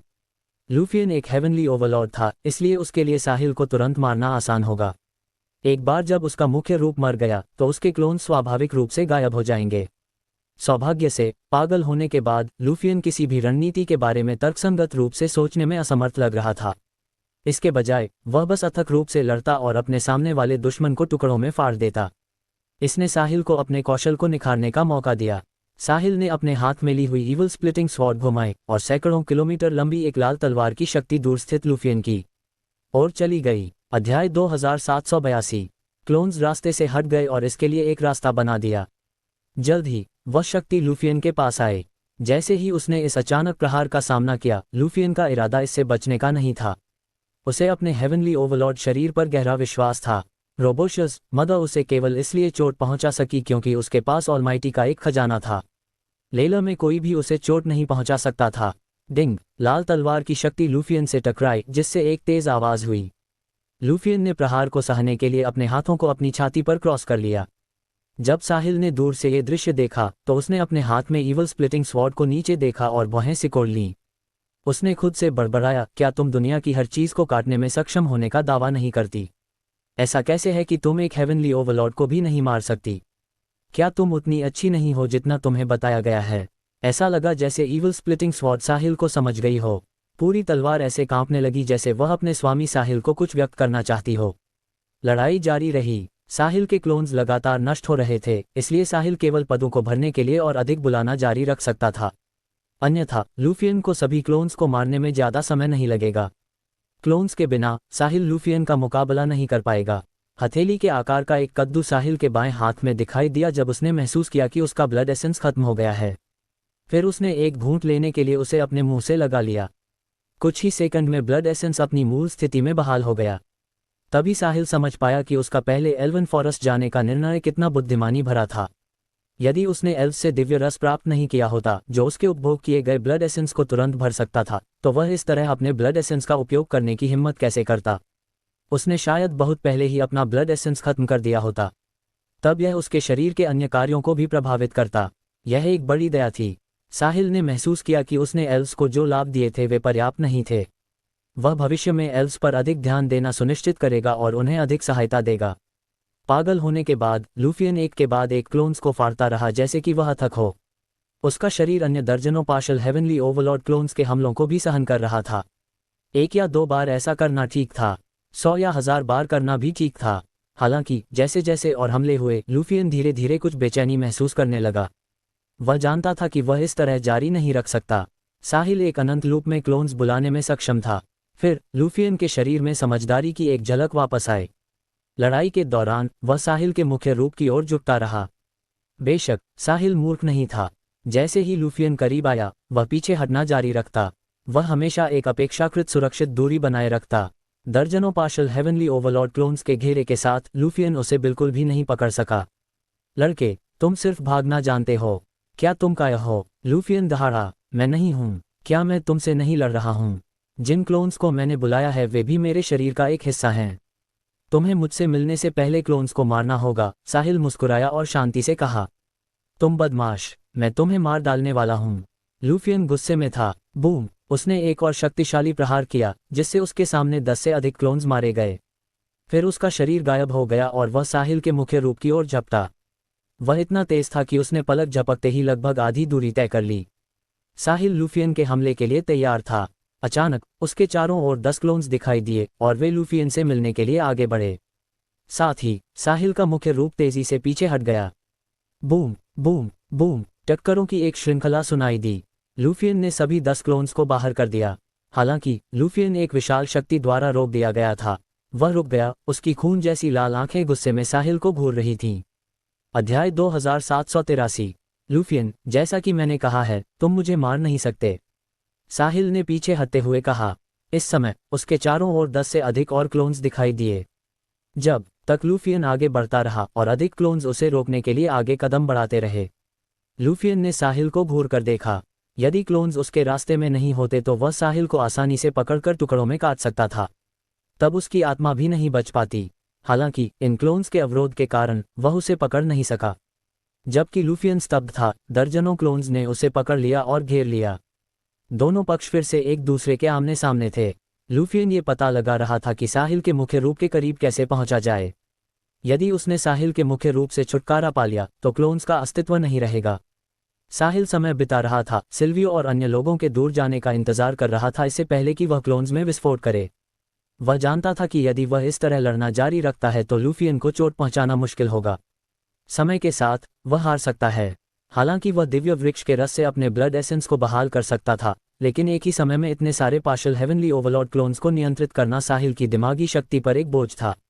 भले ही उसकी दिमागी शक्ति सामान्य लोगों की तुलना में बहुत अधिक मजबूत थी, लेकिन समय के साथ वह अनिवार्य रूप से थक जाएगा। एक बार जब उसका दिमाग थक गया तो वह क्लोन्स को इतनी सटीकता से नियंत्रित नहीं कर सका और समन्वय में खामियां दिखाई देने लगीं। अंततः वह केवल कम क्लोन्स को नियंत्रित करने में सक्षम होगा। इसलिए जब एक लंबे युद्ध की बात आती है तो साहिल लूफियन का मुकाबला करने में असमर्थ हो सकता है। आखिरकार लूफियन एक हेवनली ओवरलॉर्ड था। पागल होने के बाद से उसकी ताकत पहले से भी बेहतर थी। अकेले हेवनली ओवरलॉर्ड के शरीर की रक्षा शक्ति आश्चर्यजनक रूप से उच्च थी। अब तक उसे पार्शियल हेवनली ओवरलॉर्ड क्लोन्स से हजारों प्रहार मिले थे, लेकिन उन्होंने उसकी रक्षा को नहीं भेदा था। उन्होंने केवल उस पर सती चोटें पैदा की थीं। साहिल को स्वीकार करना पड़ा कि एक हेवनली ओवरलॉर्ड भयानक रूप से शक्तिशाली था। कोई आश्चर्य नहीं कि पार्शियल हेवनली ओवरलॉर्ड और वास्तविक हेवनली ओवरलॉर्ड के बीच एक अपूरणीय अंतर था। अब तक पागल होने के बाद लूफियन ने कम से कम सैकड़ों पार्शियल हेवनली ओवरलॉर्ड क्लोन्स को मार दिया था। उसने ये तब किया जब क्लोन्स निर्बाध रूप से सहयोग कर रहे थे। इसके अलावा क्लोन्स मौत से नहीं डरते थे। सामान्य पार्शियल हेवनली ओवरलॉर्ड शायद दोगुने लोगों के साथ भी यह हासिल न कर सकें। आखिरकार जब सबके अपने स्वतंत्र विचार होते हैं तो दूसरों के लिए अवसर बनाने के लिए अपनी जान जोखिम में डालने के लिए कौन तैयार होगा। आज साहिल आखिरकार एक हेवनली ओवरलॉर्ड की शक्ति समझ गया। क्लोनिंग के बिना, या भले ही उसका क्लोनिंग केवल लेवल 5 पर होता, वह पागल होने के बाद लूफियन का विरोध करने में सक्षम नहीं होता। साहिल, तुम बहुत शक्तिशाली हो। तुम जैसा एक पार्शियल हेवनली ओवरलॉर्ड मुझ जैसे हेवनली ओवरलॉर्ड को असहाय बना सकता है। तुम्हारा लेले या ब्रह्मांड में अन्य लेवल 9 सिविलाइजेशंस में एक स्थान होगा, लूफियन ने गंभीरता से कहा। तारीफ के लिए धन्यवाद लूफियन। चूंकि तुम मुझे मार नहीं सकते और मैं तुम्हें मार नहीं सकता, इसलिए हमारे लिए लड़ना जारी रखना समय की बर्बादी है, तो चलिए इसे यहीं खत्म करते हैं। तुम लेले छोड़ सकते हो और बाहर की दुनिया का पता लगा सकते हो। वह तुम जैसे हेवनली ओवरलॉर्ड के लिए असली मंच है। मैं पर्याप्त मजबूत नहीं हूं, तो क्या होगा अगर मैं लेले की रक्षा के लिए यहीं रुक जाऊं? साहिल ने सुझाव दिया। उसने अस्थायी रूप से अपना मन बदल लिया था। यदि लूफियन पीछे हटने को तैयार होता तो वह इस युद्ध को अभी खत्म कर देता। साहिल भी लड़ना जारी नहीं रखना चाहता था। उसने महसूस किया कि भले ही उसने अपने क्लोन्स में विस्फोट किया, फिर भी वह लूफियन को नहीं मार सकता। इसलिए वे इसे छोड़ भी सकते हैं। जहां तक बात रही कि क्या लूफियन भविष्य में वापसी करेगा, इस मुद्दे पर चिंता करने की बिल्कुल भी जरूरत नहीं थी। साहिल को 10 मिलियन लाविश पॉइंट्स इकट्ठा करने और अपने बॉडी को हेवनली ओवरलॉर्ड रैंक में अपग्रेड करने में ज़्यादा समय नहीं लगेगा। क्लोनिंग जुड़ने के साथ उसे लूफियन से डरने की जरूरत नहीं थी। एक पार्शियल हेवनली ओवरलॉर्ड के क्लोन्स की युद्ध शक्ति एक हेवनली ओवरलॉर्ड के क्लोन से बहुत अलग थी। पागल लूफियन के बावजूद साहिल को विश्वास था कि वह उसे जल्दी से मार गिरा सकता है। अध्याय 2784। मुख्य बात दूसरे पक्ष को जाने के लिए मनाना था। फिर वह ये सुनिश्चित करेगा कि लूफियन कभी वापस न आए। शुरू में साहिल को कम उम्मीदें थीं। अप्रत्याशित रूप से लूफियन ने उत्तर दिया, मैं जा सकता हूँ। ओह, क्या तुम सच में जाने के लिए तैयार हो? साहिल थोड़ा हैरान था। मैं लेले छोड़ सकता हूँ और वादा करता हूँ कि यहाँ फिर कभी कदम नहीं रखूंगा, लेकिन मेरी एक शर्त है। यह क्या है? साहिल धुंधला अंदाजा लगा सकता था कि लूफियन क्या चाहता था। एलोरा मुझे दे दो और मैं तुरंत चला जाऊंगा। वास्तव में यही उसने अंदाजा लगाया था। जब उसने लूफियन का अनुरोध सुना तो साहिल जानता था कि वह इसके बारे में ज्यादा सोच रहा था। वह एलोरा को उसे कैसे सौंप सकता था? लूफियन, तुम जानते हो कि ऐसा कोई तरीका नहीं है जिससे हम एलोरा को तुम्हें सौंप दें। साहिल ने मना कर दिया। फिर और कोई रास्ता नहीं है। एलोरा मेरा जुनून है। मुझे अपने आंतरिक राक्षसों से पूरी तरह छुटकारा पाने के लिए उसे पाना ही होगा। अन्यथा मैं जीवन भर प्रभावित रहूंगा। लेकिन भले ही हम लड़ना जारी रखें, तुम मेरा कुछ नहीं बिगाड़ सकते, तो फिर कष्ट क्यों करना? साहिल ने लाचारी से पूछा। जरूरी नहीं। लूफियन के ये कहने के बाद बूम, एक और भी भयानक ऊर्जा फूटी। लूफियन क्लोन्स के घेरे से बाहर निकल गया था और फिर से मुख्य रूप की ओर बढ़ रहा था। वह इतना तेज था कि क्लोन्स उसे पकड़ नहीं सके। वह साहिल से बात करने के लिए रुका था क्योंकि वह अपनी अंतिम चाल के लिए ऊर्जा संचित कर रहा था, इसलिए नहीं कि वह वास्तव में लड़ाई खत्म करना चाहता था। वह एक ही झटके में साहिल के आसपास के क्लोन्स को हराने और उसके मुख्य रूप को पकड़ने वाला था। हालांकि साहिल निश्चित रूप से कमजोर नहीं था।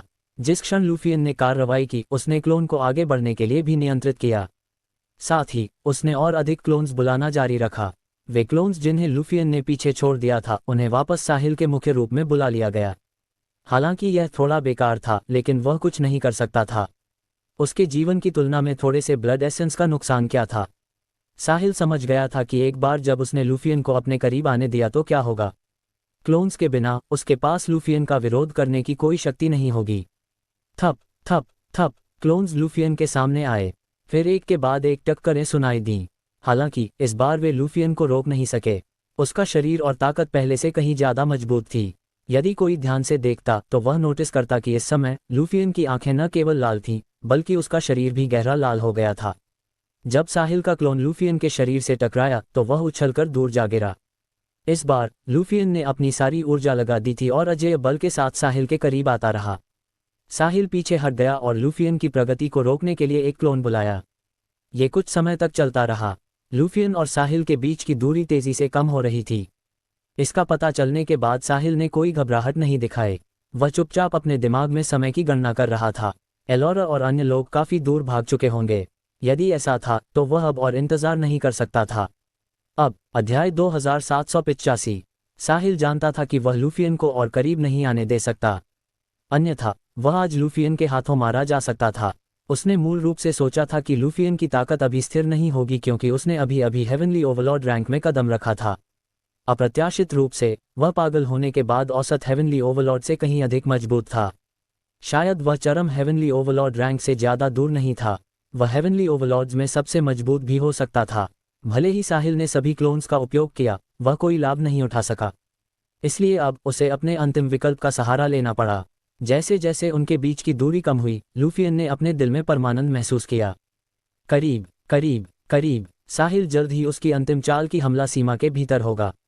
जब समय आएगा तो साहिल या तो मर जाएगा या उसकी शक्तिशाली गुप्त तकनीक से गंभीर रूप से घायल हो जाएगा। गंभीर रूप से घायल होने पर वह क्लोन को बनाए रखने में सक्षम नहीं होगा।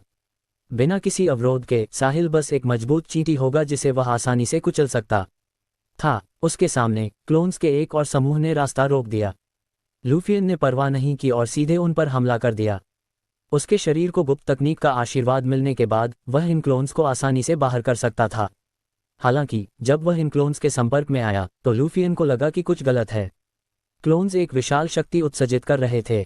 इससे पहले कि वह समझ पाता कि क्या हो रहा है, बूम, एक जोरदार धमाका हुआ। क्लोन्स में से एक फट गया।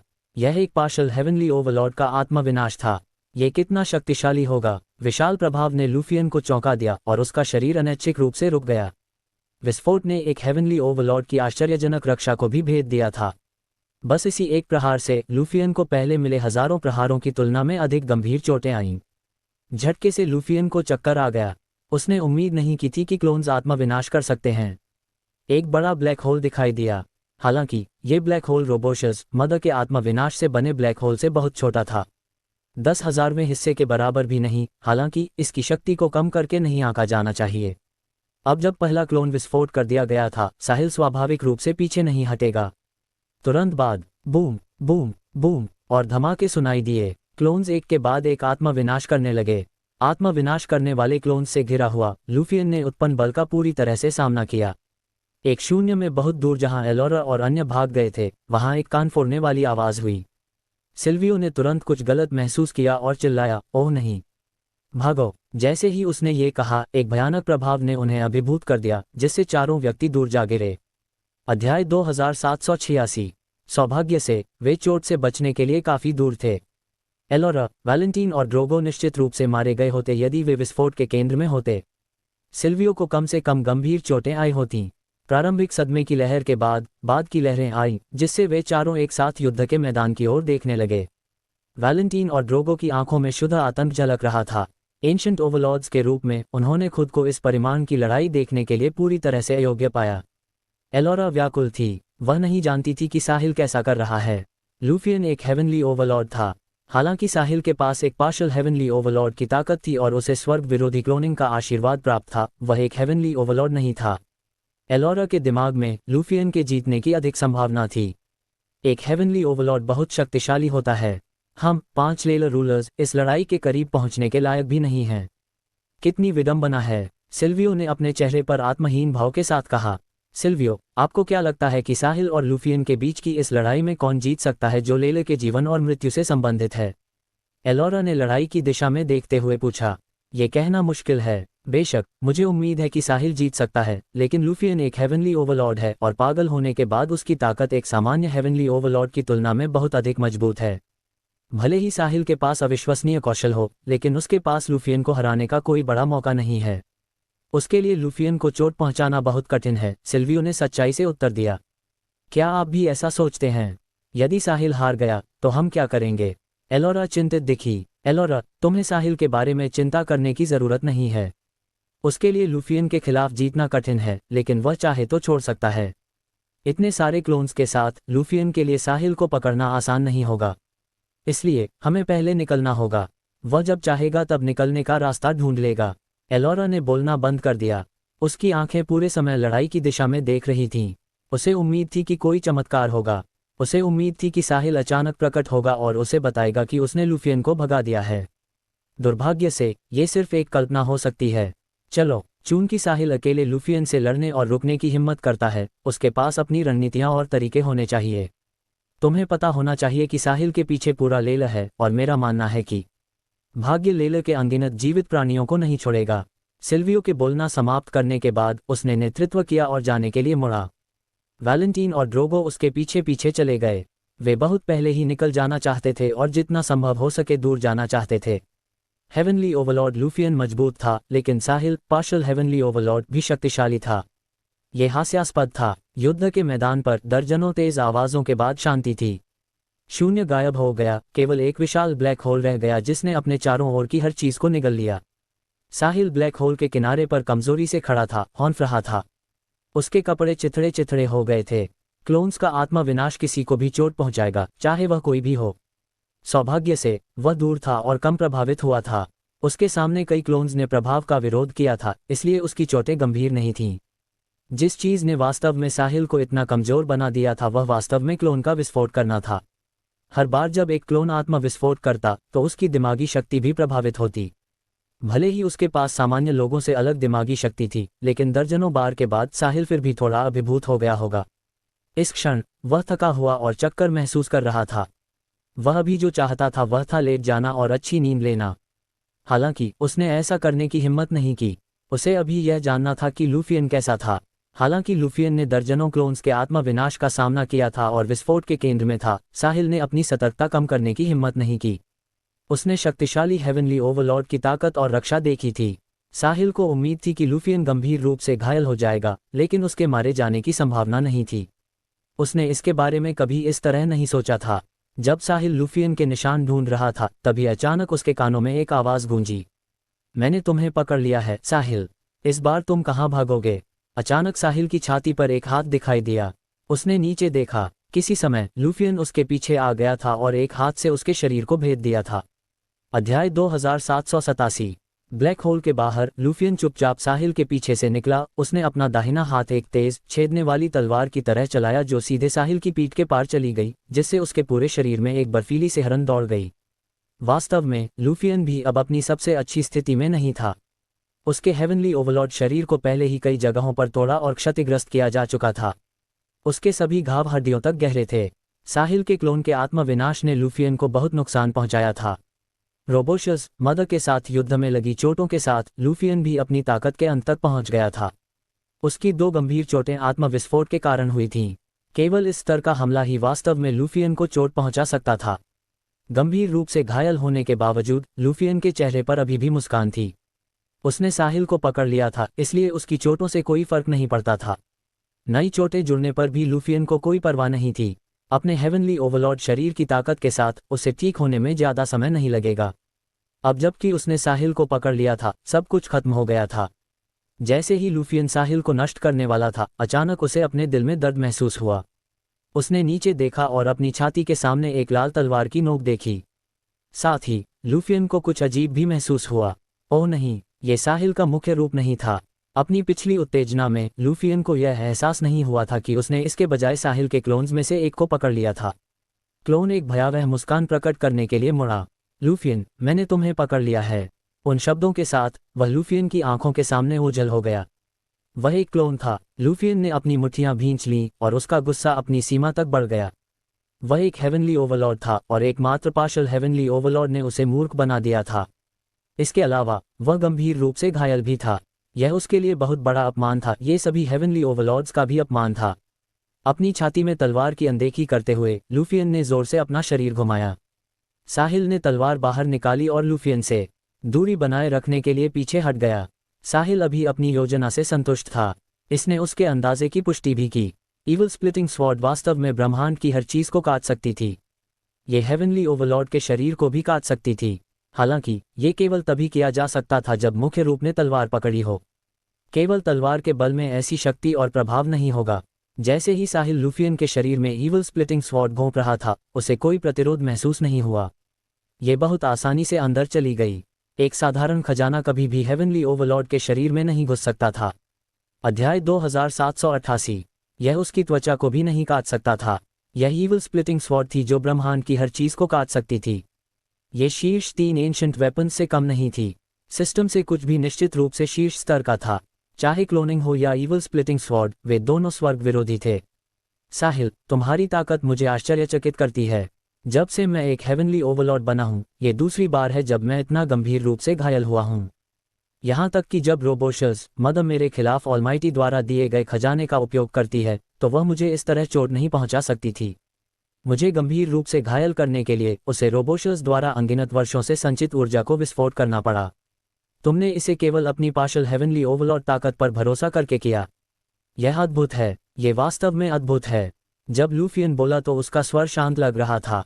हालांकि उसकी भींची हुई मुट्ठियों ने दिखाया कि वह उतना शांत नहीं था जितना वह दिख रहा था।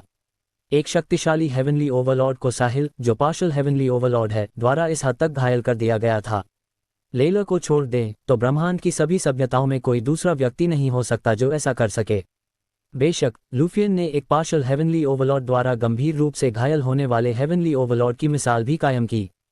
तारीफ के लिए धन्यवाद लूफियन। मैं नहीं चाहता था कि यह इस तरह हो, लेकिन बहुत बुरा हुआ कि मेरे कहने के बाद भी तुम नहीं गए। मैं क्या कर सकता हूँ? तुम मुझे मारना चाहते थे, इसलिए मुझे विरोध करना होगा, है ना? मौत का इंतजार करना मेरी आदत नहीं है। एक कीड़ा भी मुड़कर वार करेगा। इंसान की तो बात ही छोड़ो, क्या तुम्हें ऐसा नहीं लगता? साहिल हाथ में तलवार लिए खड़ा रहा। लूफियन नहीं जानता था कि कीड़ा क्या होता है। हालांकि उसने निष्कर्ष निकाला कि कीड़े शायद चींटियों से अधिक मजबूत प्राणी थे। चूंकि तुम जानते हो कि एलोरा मेरा जुनून है, तुम्हें पता होना चाहिए कि मैं उसके बिना लेला नहीं छोड़ सकता। अन्यथा मेरे आंतरिक राक्षस के प्रभाव में ओवरलॉर्ड रेल्म से आगे जाना मेरे लिए लगभग असंभव होगा। फिर मैं कुछ नहीं कर सकता। मैं एलोरा को तुम्हें नहीं सौंपूंगा। चलिए लड़ाई जारी रखते हैं। लूफियन, मुझे मत बताओ कि एक शक्तिशाली हेवनली ओवरलॉर्ड के पास बस इतना ही है।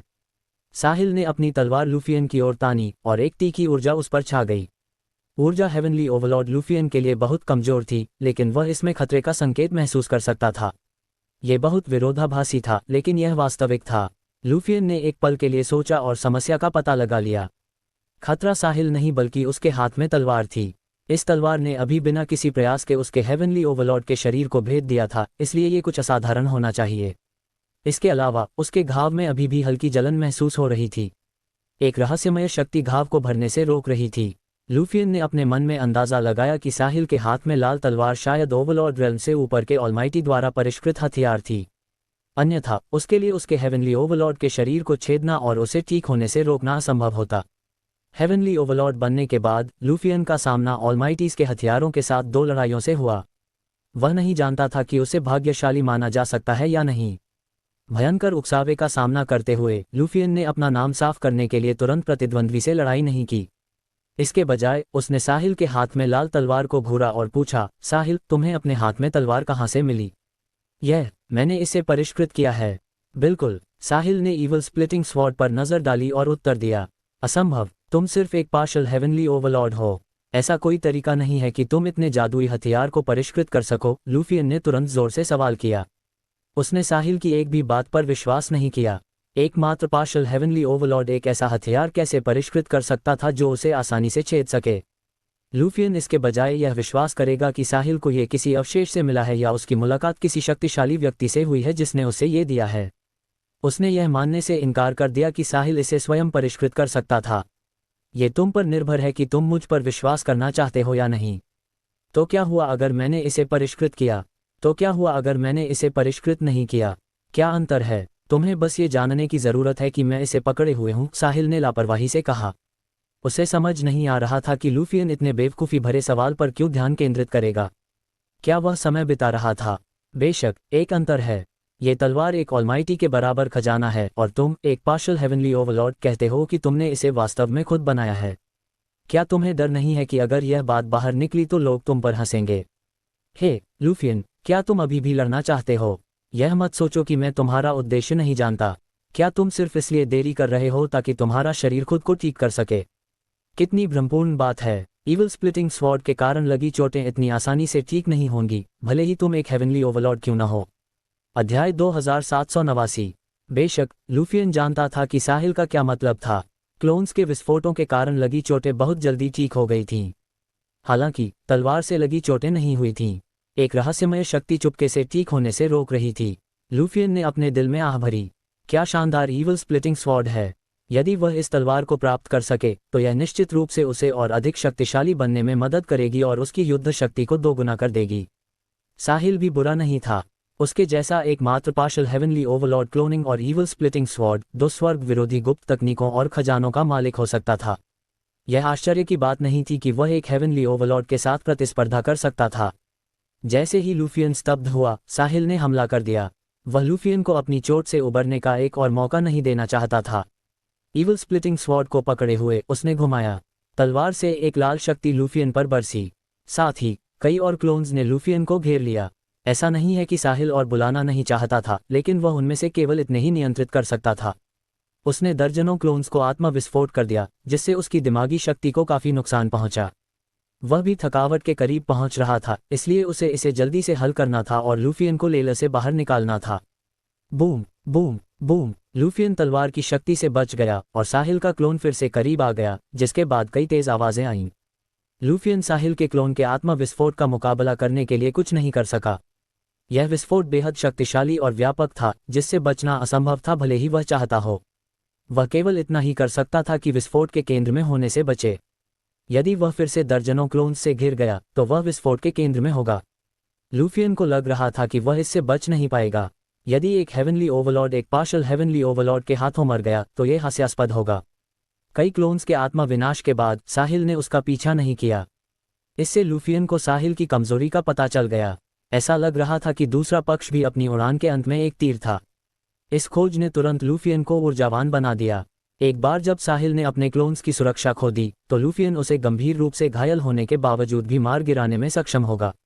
अपनी पूरी ताकत का उपयोग करते हुए लूसियन ने ब्लैक होल से बाहर निकलने का रास्ता बनाया और तेजी से साहिल के मुख्य रूप की ओर बढ़ा। साहिल क्लोन्स बुलाना जारी रखने में असमर्थ लग रहा था, इसलिए वह केवल अपनी तलवार लहराता रहा, लूफियन को रोकने के लिए तलवार की शक्तियों का उपयोग करता रहा। Slash slash. जब शक्तियों ने लूफियन को मारा तो दबी हुई आवाजें आईं।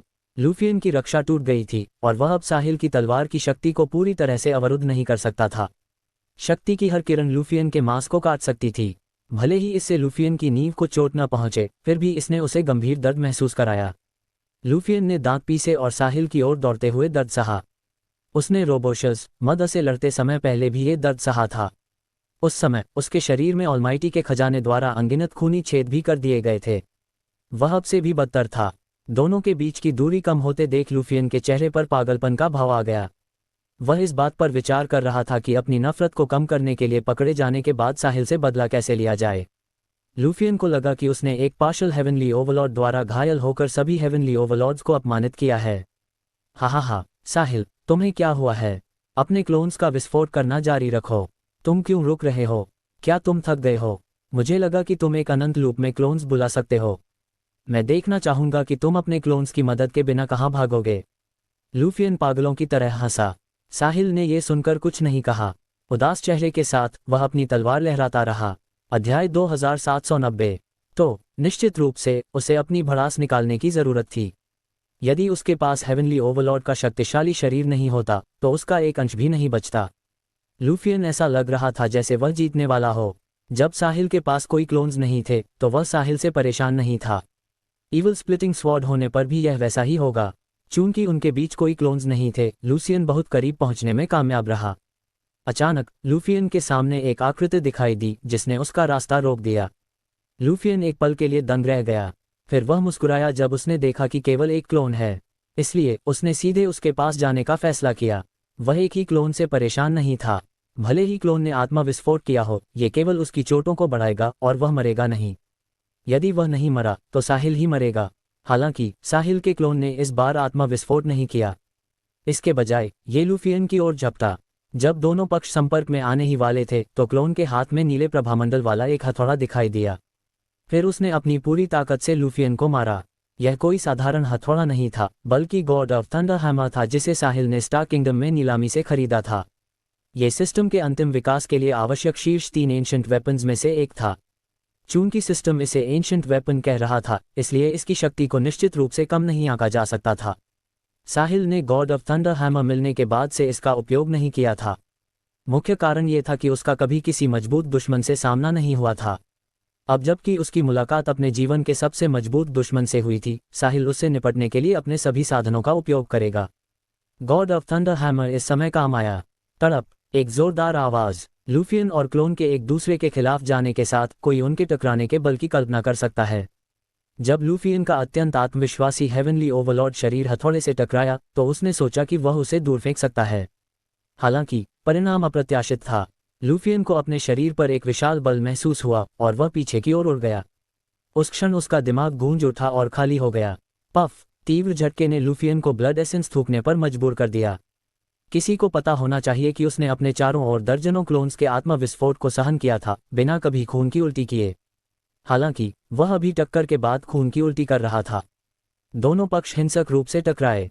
टक्कर लगने के बाद लूफियन पीछे हटता रहा, फिर हैमर पकड़े हुए क्लोन तुरंत गायब हो गया। पार्शल हेवनली ओवरलॉर्ड क्लोन इतने बड़े प्रभाव बल का सामना नहीं कर सका।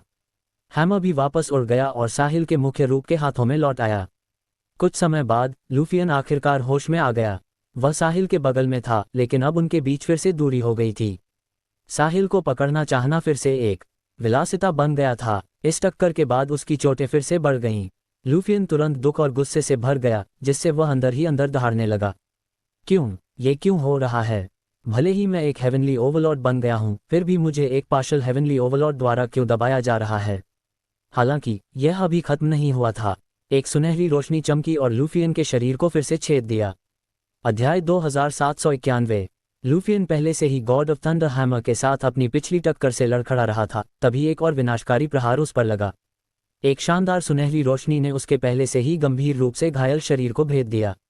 उसकी चोटों ने उसे पहले ही कगार पर धकेल दिया था और इस नई चोट ने उसकी नींव को ही कमजोर करने की धमकी दी।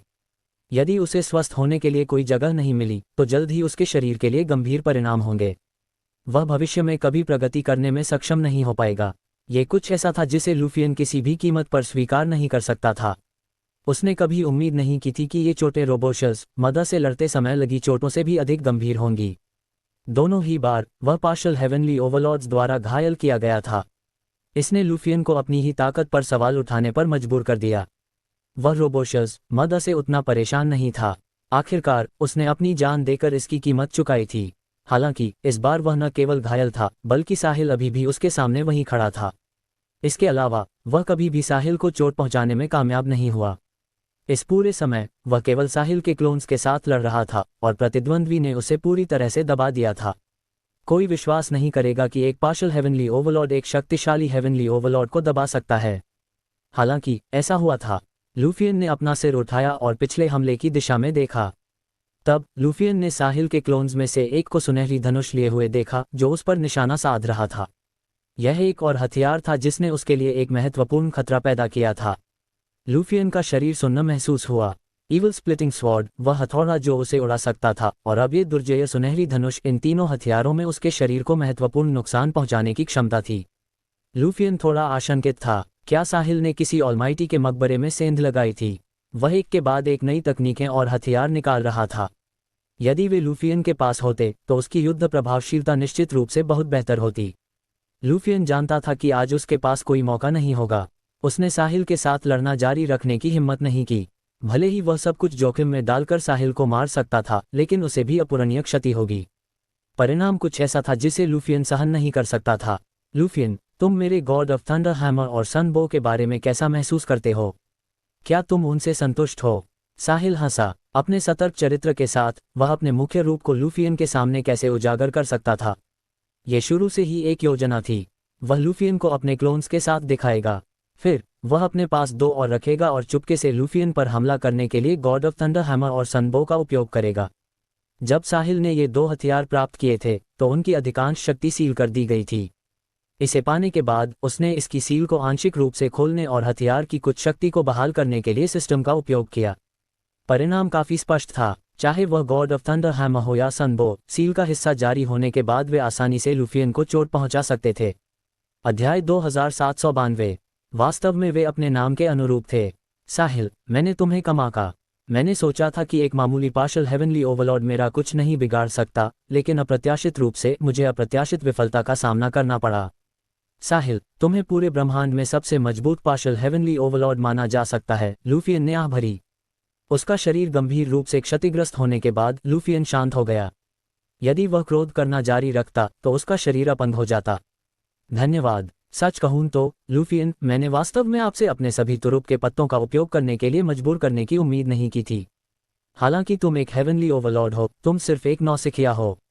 मेरी उम्मीदों के मुताबिक तुम्हें मेरे क्लोन्स के आत्मा विस्फोट को सहन करने में सक्षम नहीं होना चाहिए था। अंत में तुम न केवल जीवित रहे, बल्कि तुम्हारे पास अभी भी कुछ ताकत बची है। मैं एक हेवनली ओवरलॉर्ड को कम नहीं आंक सकता। इसने मुझे ये भी याद दिलाया कि मुझे भविष्य में अभिमानी नहीं होना चाहिए। अन्यथा यदि मैं ध्यान नहीं दे रहा हूं तो मैं मारा जा सकता हूं। यदि साहिल ने जो कहा वह बाहर निकल गया तो यह निश्चित रूप से ब्रह्मांड के जीवन के सभी क्षेत्रों में एक बड़ा तहलका मचा देगा। वह आलोचनाओं से घिर सकता था क्योंकि उसके शब्दों के पीछे का अर्थ स्पष्ट था।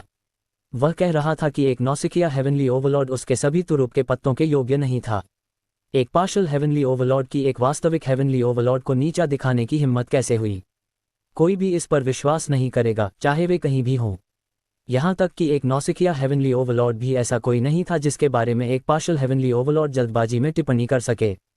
साहिल की बातें सुनकर लूफियन क्रोधित हो गया। हालांकि वह ये भी जानता था कि साहिल सही था। यदि पागल होने के बाद उसने हमले और बचाव में भारी उछाल का अनुभव नहीं किया होता तो वह एक नौसिखिया हेवनली ओवरलॉर्ड के रूप में अपनी ताकत के साथ दर्जनों क्लोन्स के आत्मविनाश का सामना करने में सक्षम नहीं होता।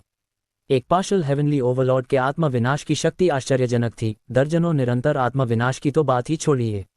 साहिल, चलो इसे खत्म करते हैं, लेकिन इतनी जल्दी गर्व महसूस मत करो क्योंकि मैं वापस आऊंगा। मुझे उम्मीद है कि तुम तब तक तैयार रहोगे। चलो फिर से प्रतिस्पर्धा करते हैं और देखते हैं कि तुम, ब्रह्मांड के नंबर 1 पार्शल हेवनली ओवरलॉर्ड, कैसे एक चमत्कार पैदा कर सकते हो और एक हेवनली ओवरलॉर्ड को मार सकते हो। यदि नहीं तो मुझे क्षमा करें। मैं तुम्हें बढ़ने का दूसरा मौका नहीं दूंगा और मैं अगली बार तुम्हें निश्चित रूप से मार डालूंगा। लूफियन जाने वाला था और पहले अपनी चोटों से उबरने के लिए एक जगह ढूंढने वाला था। उसे एकांत से बाहर निकलने से पहले ठीक होना था। यदि वह रोबोशस मदर के साथ लगी चोटों से पूरी तरह ठीक हो गया होता तो वह साहिल को पहले ही मार चुका होता। दुर्भाग्य से बहुत देर हो चुकी थी। हे भगवान, लूफियन, तुम ऐसा क्यों कर रहे हो? क्या तुम्हारे लिए इतना हिंसक होना मजेदार है? जैसा कि कहा जाता है, दुश्मनी को पालने के बजाय उसे कुचल देना बेहतर है। इसके अलावा हमारे बीच कोई गहरी नफरत नहीं है, इसलिए हमारे लिए मौत तक लड़ने की कोई ज़रूरत नहीं है। हम सभी ने इस लड़ाई में एक दूसरे की ताकत के बारे में सीखा, इसलिए अंत में जो भी जीवित बचा उसका समय भी अच्छा नहीं बीतेगा। लूफियन, तुम्हें जो करना चाहिए वह विशाल ब्रह्मांड का पता लगाना है और खुद को लेले तक सीमित नहीं रखना है, साहिल ने ईमानदारी से समझाया। वास्तव में जब उसने लूफियन को ये कहते सुना कि वह लड़ाई खत्म करना चाहता है तो उसे राहत मिली। जहां तक लूफियन ने अगली बार मौका देने की बात कही थी, साहिल उसे बस एक मजाक के रूप में ले रहा था। यदि लूफियन ने उस पर फिर से हमला करने की हिम्मत की तो वह उसे मारने में संकोच नहीं करेगा। क्या वह ऐसा कर सकता था? ये साहिल के विचार से परे था। लूफियन उसे तब भी नहीं मार सका जब वह पार्शल हेवनली ओवरलॉर्ड था, तो वह कैसे मार पाएगा यदि वह हेवनली ओवरलॉर्ड बन गया? उसे अपने बॉडी को सुधारने के लिए केवल 1 मिलियन लाविश पॉइंट्स की कमी थी। साहिल की वर्तमान ताकत और पहचान के साथ यदि वह एक शब्द भी कहेगा तो लोग उसके पास खजाने लाने के लिए उमड़ पड़ेंगे। जब वह उन्हें भुगतान करेगा तो उसके पास वे सभी लाविश पॉइंट्स होंगे जो वह चाहता था। वह इसे पहले भी कर सकता था, लेकिन साहिल लूफियन से उतना परेशान नहीं था। उसने सोचा कि चूंकि लूफियन सिर्फ एक नौसिखिया हेवनली ओवरलॉर्ड था, उसकी पार्शल हेवनली ओवरलॉर्ड ताकत और लेवल 6 क्लोनिंग काफ़ी थी। इस तरह लूफियन को दूसरा मौका मिला। अन्यथा यदि साहिल ने लूफियन पर अधिक ध्यान दिया होता तो ये लड़ाई इतनी कठिन नहीं होती। अंत में साहिल थोड़ा बहुत गर्वित था। उसके लिए पूरा समय सब कुछ सुचारू रूप से चल रहा था और उसने किसी भी असफलता का अनुभव नहीं किया था। अध्याय 2793। साहिल, बकवास बंद करो। मुझे तुमसे कुछ भी करना सीखने की जरूरत नहीं है और तुमने मेरी पत्नी को चुरा लिया है। क्या यह एक बड़ी दुश्मनी नहीं है? मैं तुम्हें मार डालूंगा और एलोरा को पाने के बाद मैं अपने आंतरिक राक्षस को पूरी तरह से हल कर लूंगा। फिर कोई भी चीज मुझे नीचे नहीं रोक पाएगी और मैं, लूफियन, इस विशाल ब्रह्मांड में स्वतंत्र रूप से घूमने में सक्षम हूंगा। लूफियन हंसते हुए बोला। ये सुनकर साहिल ने लाचारी में अपना सिर हिलाया। चूंकि वह इसे आसान तरीके से नहीं करना चाहता था, इसलिए साहिल इसे कठिन तरीके से करेगा। वह अगली बार निश्चित रूप से लूफियन की जान ले लेगा। लूफियन, मैं किसी को तब तक अपमानित नहीं करूंगा जब तक कि वे मुझे अपमानित न करें। यदि तुम मेरी जान लेना चाहते हो तो तुम्हें मारे जाने के लिए तैयार रहना होगा। इसके अलावा तुम्हारे और एलोरा के बीच कोई रिश्ता नहीं है। ये सिर्फ तुम्हारी इच्छाधारी सोच है। तो मैंने तुम्हारी पत्नी को कैसे चुराया? तुम मुझे मारना चाहते हो? साहिल, मुझे तुम्हें ये बताते हुए डर नहीं लग रहा है कि तुम्हें केवल इसलिए मौका मिला क्योंकि मेरी चोटें अभी तक नहीं भरी हैं। तुम्हें अगली बार मौका नहीं मिलेगा। यदि तुम प्रकट नहीं हुए होते तो एलोरा को मेरे साथ रहने के लिए सहमत होने में ज़्यादा समय नहीं लगता। ये सब तुम्हारी वजह से हुआ। तुम अपराधी हो। लूफियन भड़क गया और फिर से भावुक हो गया। शुरू में 5 लेलर रूलर्स अच्छा कर रहे थे और सब कुछ सुधर रहा था। हालांकि रोबोशस और सोल डिवाउरर्स मुसीबत पैदा करने आए और फिर साहिल एलोरा के साथ उसके रिश्ते को नष्ट करने आया। परिणामस्वरूप चीजें एक बेकाबू दिशा में विकसित होने लगीं। वह, लूफियन, असली शिकार था। अंत में हर कोई उसके खिलाफ खड़ा हो गया। जो भी हो, लेकिन तुम्हें इस पर सोचना होगा। यदि तुम अगली बार लेलर में मुसीबत पैदा करने वापस आए तो मैं तुम्हें मार डालूंगा। साहिल के बोलना खत्म करने के बाद उसकी आंखों में एक कातिलाना इरादा चमक उठा। हा, तुम जैसा एक मामूली पार्शल हेवनली ओवरलॉर्ड मुझे धमकी देने की हिम्मत कैसे कर सकता है? यदि तुम मुझे मार सकते हो तो तुम मुझे अभी क्यों नहीं मार देते?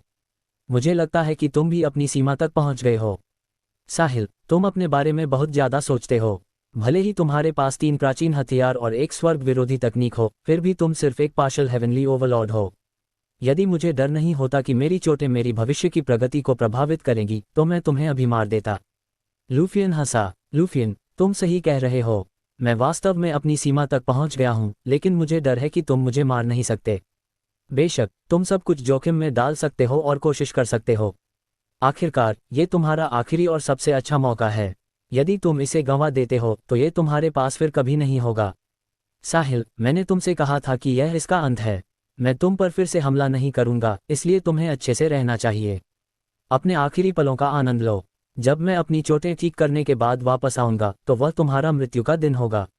इससे पहले तुम एक काय की तरह भाग सकते हो, लेकिन यदि तुम ऐसा करते हो तो लेलर मेरे गुस्से के कारण ब्रह्मांड से गायब हो जाएगा। ये तुम पर निर्भर है, लूफियन ने धमकी दी। उसे डर था कि साहिल जल्दी लेलर छोड़ देगा। यदि उसने ऐसा किया तो वह विशाल ब्रह्मांड में साहिल को कहाँ पाएगा? एक बार जब साहिल एक हेवनली ओवरलॉर्ड बन गया तो यह वास्तव में भयानक होगा। उसके पास शीर्ष 3 एंशिएंट वेपन्स थे, साथ ही स्वर्ग विरोधी क्लोनिंग जो दर्जनों हेवनली ओवरलॉर्ड क्लोन्स पैदा करेगा जो युद्ध नहीं जीतने पर आत्मविनाश कर देंगे। यदि ऑलमाइटी नहीं तो और कौन उसका मुकाबला कर सकता था? यदि साहिल एक हेवनली ओवरलॉर्ड बन गया तो वह अन्य हेवनली ओवरलॉर्ड्स के बीच लगभग अजेय होगा। यहाँ तक कि चरम हेवनली ओवरलॉर्ड्स भी उसे हराने में सक्षम नहीं होंगे। इसलिए लूफियन को साहिल के हेवनली ओवरलॉर्ड बनने से पहले उसे मारना होगा, अन्यथा कोई भी उसे रोक नहीं पाएगा। तो एकमात्र तरीका लेलर के संपूर्ण अस्तित्व के साथ साहिल को धमकी देना था।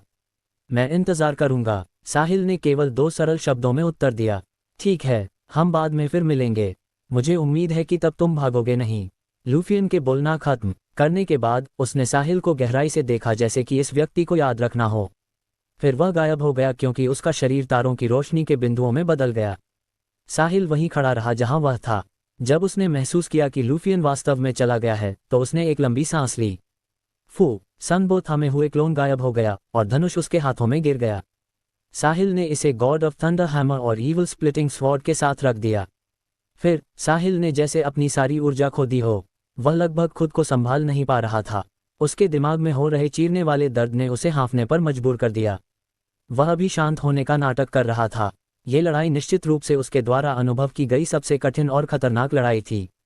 वह ऐसा लग रहा था जैसे उसका पलड़ा भारी था और लूफियन ने उसे एक बार भी नहीं छुआ, लेकिन केवल साहिल, जो इसमें शामिल व्यक्ति था, इसमें शामिल खतरों को जानता था। लूफियन एक वास्तविक हेवनली ओवरलॉर्ड था। अध्याय 2794। पागल होने के बाद उसकी युद्ध शक्ति चरम हेवनली ओवरलॉर्ड रैंक के करीब थी। यदि साहिल ऐसे बेजोड़ पावरहाउस के साथ लड़ता तो यदि वह सावधान नहीं होता तो परिणाम बहुत गंभीर होते। साहिल ने लूफियन को अपने करीब आने देने की हिम्मत नहीं की। उसका लाभ क्लोन्स की संख्या में था और यदि उसके पास गुणवत्ता नहीं होती तो वह मात्रा में जीत जाता। सौभाग्य से ये सफल रहा। हालांकि वह जीता नहीं, लेकिन वह हारा भी नहीं। ये सबसे अच्छा अंत था। उसे कोई शारीरिक चोट नहीं थी, लेकिन उसकी दिमागी शक्ति अस्त व्यस्त थी। दर्जनों क्लोन्स को विस्फोट करने के बाद साहिल की दिमागी शक्ति गंभीर रूप से क्षतिग्रस्त हो गई थी। अब वह बस सोना चाहता था और आराम करना चाहता था। हालांकि यहाँ नहीं, कौन गारंटी दे सकता है कि लूफियन वापस नहीं आएगा। साहिल ने अपने थके हुए शरीर को खींचा और चला गया। चलते चलते उसने इस लड़ाई के लाभ और हानि का सार निकाला। हे भगवान, मैं बहुत लापरवाह था, साहिल ने लाचारी से आह भरी।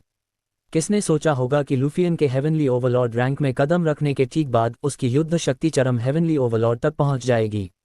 साहिल ने कभी इसकी उम्मीद नहीं की थी, अन्यथा वह कभी भी एक पार्शल हेवनली ओवरलॉर्ड के रूप में उससे नहीं लड़ता। अब उसे हेवनली ओवरलॉर्ड रैंक में प्रवेश करने का रास्ता खोजना होगा। उसे अब प्रवेश करने के लिए 1 मिलियन से अधिक लैविश पॉइंट्स की आवश्यकता थी। हालांकि साहिल की वर्तमान स्थिति के साथ यह आसान होगा। उसे बस एक शब्द कहना था, चाहे लेला में या स्पिरिट केज में। उसे अब खुद को उजागर करने की चिंता करने की जरूरत नहीं थी। तो क्या हुआ अगर उसने खुद को उजागर कर दिया? क्या होगा अगर उसने नहीं किया? और कौन उसे नुकसान पहुंचा सकता था? ये लड़ाई इतनी कठिन केवल इसलिए थी क्योंकि उसने लूफियन को कम आंका था। उसने मूल रूप से सोचा था कि वह अकेला है जो लीपफ्रॉग चुनौतियां कर सकता है, लेकिन ये पता चला कि लूफियन भी ऐसा कर सकता है। वह अचानक अपनी ताकत में चरम हेवनली ओवरलॉर्ड रैंक के करीब सुधार कर सकता था। साथ ही साहिल भाग्यशाली भी था। यह अच्छा था कि उसके पास बहुत सारे अलग अलग तरीके थे, अन्यथा वह लूफियन के हाथों मारा गया होता।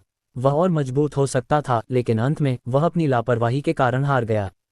ये कितनी बर्बादी होती यदि वह मर जाता और लेले के अन्य जीवित प्राणियों को प्रभावित करता। साहिल अगली बार इतना मूर्ख नहीं होगा। वह अच्छी नींद के बाद अपनी ताकत में सुधार करेगा। अपने बॉडी को हेवनली ओवरलॉर्ड रैंक तक सुधारना अब उसका लक्ष्य नहीं था। उसे इसे सीमा तक बढ़ाना होगा, जो कि उसके माइंड और बॉडी दोनों को हेवनली लेवल 10 तक बढ़ाना था। फिर उसे अपने क्लोनिंग का स्तर भी बढ़ाना होगा। ये वह सीमा थी जहां तक साहिल अब तक पहुंच सकता था। जहां तक उसे अपने लैविश पॉइंट्स कैसे मिलेंगे, उसे केवल एक शब्द कहना होगा। अध्याय 2795। साहिल तेजी से और बिना किसी लक्ष्य के शून्य में चला गया। वह बस उस जगह से दूर जाना चाहता था जहां उसने लूफियन से लड़ाई लड़ी थी। जितना दूर उतना अच्छा, ताकि वह प्रतिद्वंद्वी द्वारा मारा न जाए। हालांकि इसकी संभावना कम थी क्योंकि लूफियन बहुत गंभीर रूप से घायल था। यदि साहिल ने समय पर अपनी चोटों का इलाज नहीं किया तो इसके गंभीर परिणाम होंगे। इसके अलावा लूफियन बहुत महत्वाकांक्षी था, इसलिए वह इस परिणाम को कभी स्वीकार नहीं करेगा। इसलिए वह निश्चित रूप से जल्दी से ठीक होने के लिए एक जगह ढूंढेगा और फिर साहिल को हराने के लिए वापस आएगा। फिर भी साहिल को इसके खिलाफ सुरक्षा करनी थी। वह ऐसा नहीं होने देगा। जैसे जैसे समय बीतता गया, साहिल ने महसूस किया कि अपनी सतर्कता छोड़ने के बाद वह अब और टिक नहीं पाएगा। इसलिए उसने सिल्वियो को एक संदेश भेजा। सिल्वियो, लूफियन गंभीर रूप से घायल है और अब लेला छोड़ चुका है। मुझे नहीं लगता कि वह फिलहाल वापस आएगा। मुझे भी स्वस्थ होने के लिए एक जगह ढूंढने की जरूरत है, इसलिए चिंता न करें। सिल्वियो को यह रिपोर्ट करने के बाद कि वह सुरक्षित है, साहिल ने अपनी आंखें बंद कर लीं। उसकी दिमागी शक्ति निष्क्रिय थी क्योंकि वह ठीक हो रही थी जबकि उसका शरीर शून्य में तैर रहा था। इससे कोई फर्क नहीं पड़ता था कि वह कहां पहुंचता है। अपने पार्शल हेवनली ओवरलॉर्ड शरीर के साथ, जब तक वे ओवरलॉर्ड न हो, कोई भी उसकी रक्षा को नहीं भेज सकता था। इसलिए उसे खोजे जाने की चिंता करने की जरूरत नहीं थी क्योंकि भले ही कोई उसे ढूंढ ले, वे उसे चोट नहीं पहुंचा सकते थे। लेला में केवल कुछ ही ओवरलॉर्ड्स थे और सिल्वियो और अन्य साहिल के पक्ष में थे। जब तक लूफियन उसे नहीं ढूंढ लेता तब तक सब कुछ ठीक रहेगा। जल्द ही वह अपनी निद्रा से फिर से जाग जाएगा। साहिल से बहुत दूर सिल्वियो और अन्य लोग एक साथ जमा थे, चुपचाप साहिल और लूफियन के बीच की लड़ाई के परिणाम का इंतजार कर रहे थे। हालांकि वे चारों शांत दिख रहे थे, लेकिन वे अंदर से बहुत घबराए हुए थे। इस लड़ाई का परिणाम न केवल उनके जीवन बल्कि संपूर्ण लेला के भाग्य का निर्धारण करेगा। यदि साहिल जीत गया तो सब कुछ सामान्य रहेगा। लेला में हर कोई अभी भी शांति से रह सकता था और खुशी से काम कर सकता था। हालांकि यदि लूफियन जीत गया तो ये लेलर के लिए एक बुरा सपना होगा। कोई नहीं जानता था कि अंत में कितने जीवित प्राणी बचेंगे। शायद अब से लेलर का अस्तित्व ही नहीं रहेगा। बेशक एक और संभावना थी, वह ये कि साहिल और लूफियन दोनों को नुकसान हुआ। ये परिणाम अच्छा नहीं था, लेकिन ये बुरा भी नहीं था। कम से कम ये हर किसी को तैयारी के लिए अधिक समय देगा। डिंग! अचानक हुई आवाज ने चारों लोगों को वापस होश में ला दिया। सिल्वियो ने देखा और पाया कि यह उसका संचार उपकरण था। जब उसने देखा कि यह साहिल की ओर से है तो उसकी आंखें सिकुड़ गईं और उसने इसे जल्दी से खोला। फिर उन्होंने साहिल की आवाज़ सुनी। सिल्वियो, लूफियन गंभीर रूप से घायल है और अब लेलर छोड़ चुका है। मुझे नहीं लगता कि वह फिलहाल वापस आएगा। मुझे भी स्वस्थ होने के लिए एक जगह ढूंढने की ज़रूरत है, इसलिए चिंता न करें। ये सुनकर सिल्वियो और अन्य लोगों ने राहत की सांस ली। उन्होंने आखिरकार एक अपेक्षाकृत स्वीकार्य परिणाम का इंतजार किया। अध्याय 2796। लूफियन घायल हो गया था और चला गया था, शायद ठीक होने के लिए। साहिल भी गंभीर रूप से घायल लग रहा था। अंत में कोई भी पक्ष नहीं जीता। सिल्वियो, पूछो कि साहिल अब कहाँ है? क्या वह गंभीर रूप से घायल है? क्या उसे मदद की ज़रूरत है? मैं अभी उसे ढूंढने जाऊंगी, एलोरा ने चिंतित होकर पूछा। ठीक है, मैं उससे पूछूंगा। सिल्वियो के बोलना खत्म करने के बाद उसने साहिल को वापस बुलाया और उससे पूछा कि वह कैसा है और कहाँ है। हालांकि उसे कोई जवाब नहीं मिला। एलोरा, चिंता मत करो। चूंकि साहिल ने संदेश भेजा है, वह अभी भी जीवित होगा। अपनी वर्तमान ताकत के साथ वह तब तक ठीक होने में सक्षम होगा जब तक वह जीवित है। चलो उसे परेशान नहीं करते और बस धैर्यपूर्वक प्रतीक्षा करते हैं, सिल्वियो ने एलोरा को सांत्वना दी। ठीक है सिल्वियो, मैं समझती हूँ। चिंता न करें, मैं ठीक हूँ। मुझे साहिल पर भरोसा है। एलोरा ने सिर हिलाया। वह वास्तव में साहिल को ढूंढना चाहती थी। अंत में वही थी जिसने इसका कारण बना था। ये केवल लूफियन की नफरत के कारण हुआ जो एक तरफा प्यार से उत्पन्न हुई थी। एलोरा हमेशा से जानती थी कि लूफियन उसके प्रति कितना अच्छा था। उसने उसका बदला लेने के लिए रोबोशियस को नष्ट करने के लिए गंभीर चोटों का जोखिम भी उठाया था, लेकिन एलोरा ने लूफियन के प्रति वैसा महसूस नहीं किया। लूफियन उसके लिए कितना भी अच्छा क्यों न हो, वह उसके द्वारा किए गए कार्यों से केवल प्रभावित हुई थी। प्रभावित होना एक भावना नहीं थी और दो चीजें एक जैसी नहीं थीं। फिर भी लूफियन एक बात के बारे में सही था। कड़ी मेहनत की इतनी लंबी अवधि के बाद एलोरा आखिरकार उसके लिए बदलने लगी थी। शायद थोड़े समय बाद वे पहले ही एक जोड़े बन गए होते। हालांकि इस समय साहिल एलोरा के जीवन में प्रकट हुआ। जब उसकी आत्मा क्षतिग्रस्त हो गई थी और वह एक छोटी लड़की बन गई थी, वह हमेशा उसके साथ था। वे लगभग हर दिन अविभाज्य थे। इसने एलोरा के दिल की गहराई में एक बड़ा निशान छोड़ दिया। एलोरा जानती थी कि साहिल ने उसे जो एहसास दिया था वही वह वास्तव में चाहती थी, और यह कुछ ऐसा था जो लूफियन उसे कभी नहीं दे सकता था। सिल्वियो, साहिल कौन है? वह कहाँ से आया है? हम स्वीकार कर सकते हैं कि उसके पास एक पार्शियल हेवनली ओवरलॉर्ड की ताकत है, लेकिन वह लूफियन के साथ एक लीपफ्रॉग चुनौती में दोनों पक्षों को नुकसान पहुंचा सकता है। हालांकि लूफियन अभी अभी एक हेवनली ओवरलॉर्ड बना है, पागल होने के बाद उसकी ताकत बहुत बढ़ जाएगी और यह नौसिखिया हेवनली ओवरलॉर्ड रैंक से कहीं परे है। इसलिए ये कल्पना करना असंभव है कि साहिल इतनी बड़ी खाई को पार कर सकता है और लूफियन को गंभीर रूप से घायल कर सकता है। वैलेंटीन खुद को पूछने से नहीं रोक सका। वैलेंटीन का सवाल सुनकर ड्रोगो की भी दिलचस्पी बढ़ गई। वह भी जानना चाहता था।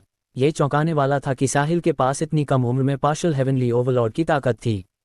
इससे भी अधिक आश्चर्यजनक ये था कि वह लीपफ्रॉग चुनौती में लड़ सकता था। इसके अलावा यह कोई साधारण लीपफ्रॉग चुनौती नहीं थी। कौन नहीं जानता था कि पार्शियल हेवनली ओवरलॉर्ड और वास्तविक हेवनली ओवरलॉर्ड के बीच एक दुर्गम अंतर था। हालांकि साहिल ने सबको चौंका दिया और उस अंतर को पार कर लिया। एलोरा की आत्मा क्षतिग्रस्त होने के बाद साहिल से मुलाकात हुई और वह द स्पिरिट केज में चली गई। ये साहिल की मदद की बदौलत था कि वह दोनों बार अपनी आत्मा क्षतिग्रस्त होने पर इतनी जल्दी ठीक होने में सक्षम हुई। जहां तक बात रही कि वह कहां से आया है, आपको पूछने की जरूरत नहीं है क्योंकि यह निश्चित रूप से लेला नहीं है, सिल्वियो ने समझाया। द स्पिरिट केज में एक पार्शियल हेवनली ओवरलॉर्ड साहिल क्या कर रहा है? क्या द स्पिरिट केज केवल ओवरलॉर्ड रेल्म से नीचे की आत्माओं के लिए सहायक नहीं है? कोई पता नहीं। वैसे भी ये सब इसलिए हुआ क्योंकि एलोरा उससे द स्पिरिट केज में मिली थी। लूफियन ने अपनी दोहरी आत्माओं को मिलाने के बाद वह एक टाइम बम की तरह था जो किसी भी समय फट सकता था। भले ही वह अब नहीं फटा, वह एक दिन फटेगा और फिर वह लेलर के सभी जीवित प्राणियों को दुख में डाल देगा। मेरे अंदाजे के मुताबिक साहिल का भाग्य लेलर को आशा की एक किरण देगा। तो साहिल स्वर्ग द्वारा लेलर को बचाने के लिए भेजा गया रक्षक है। तुम इसे उस तरह समझ सकते हो।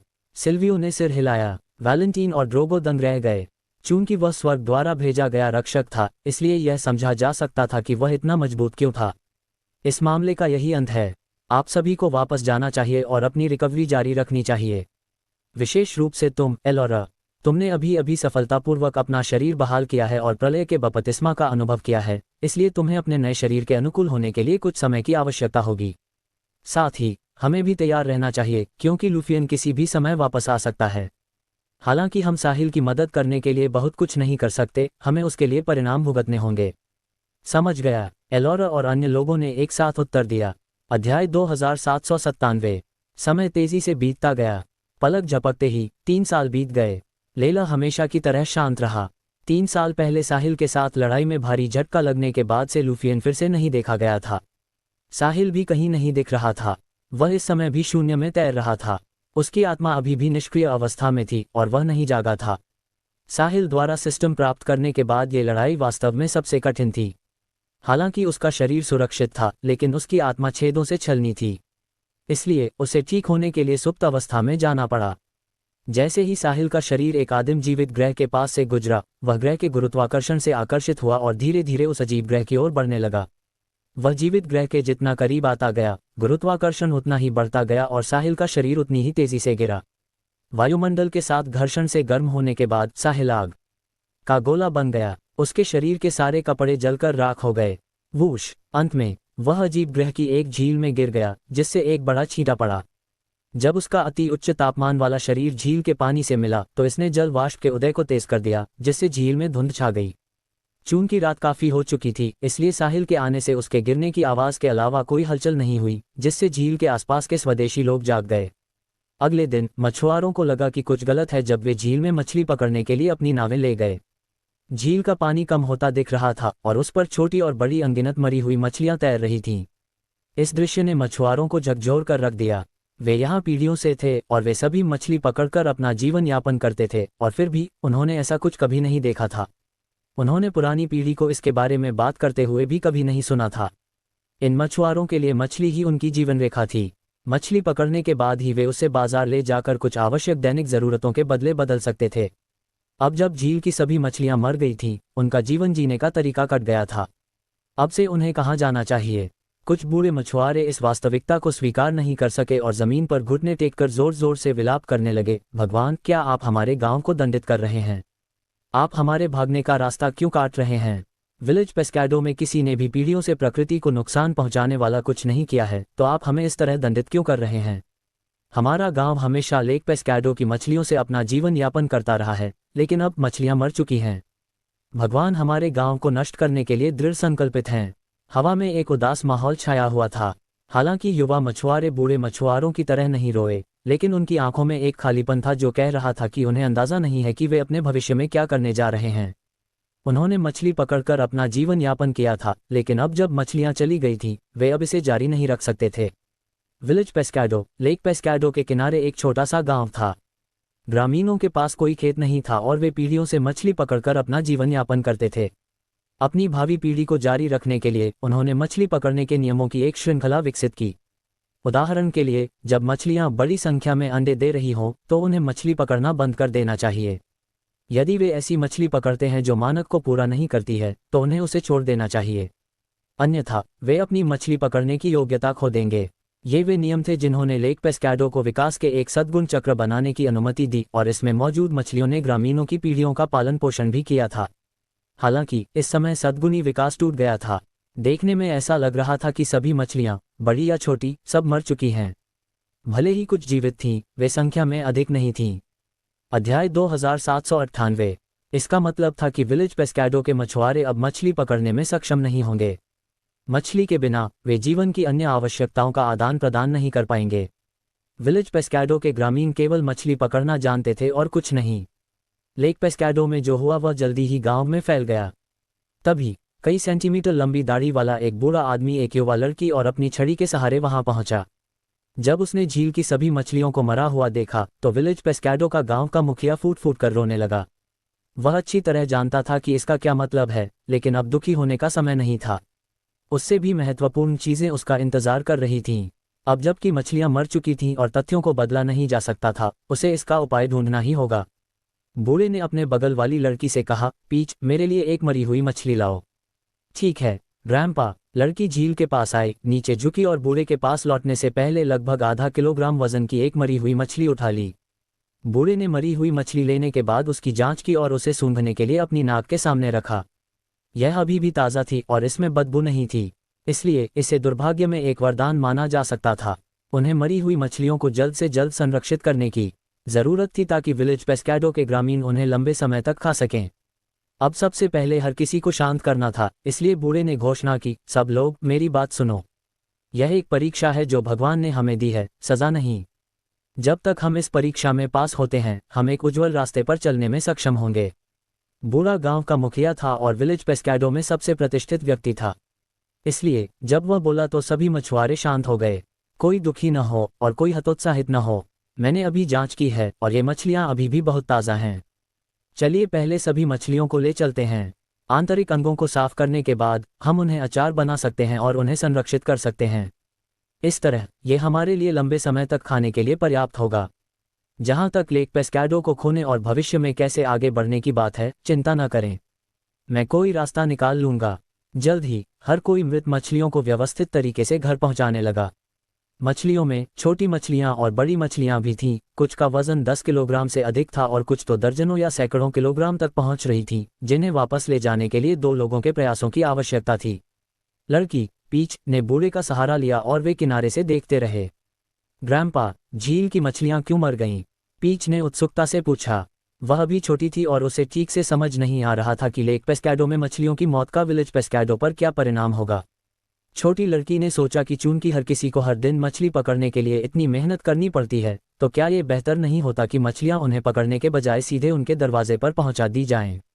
शायद इसका कल आधी रात के शोर से कुछ लेना देना है, बूढ़े ने उत्तर दिया। कल रात क्या हुआ था? मैंने कुछ नहीं सुना। छोटी लड़की भ्रमित लग रही थी। वह इतनी गहरी नींद में सोई थी कि उसने आवाज़ नहीं सुनी।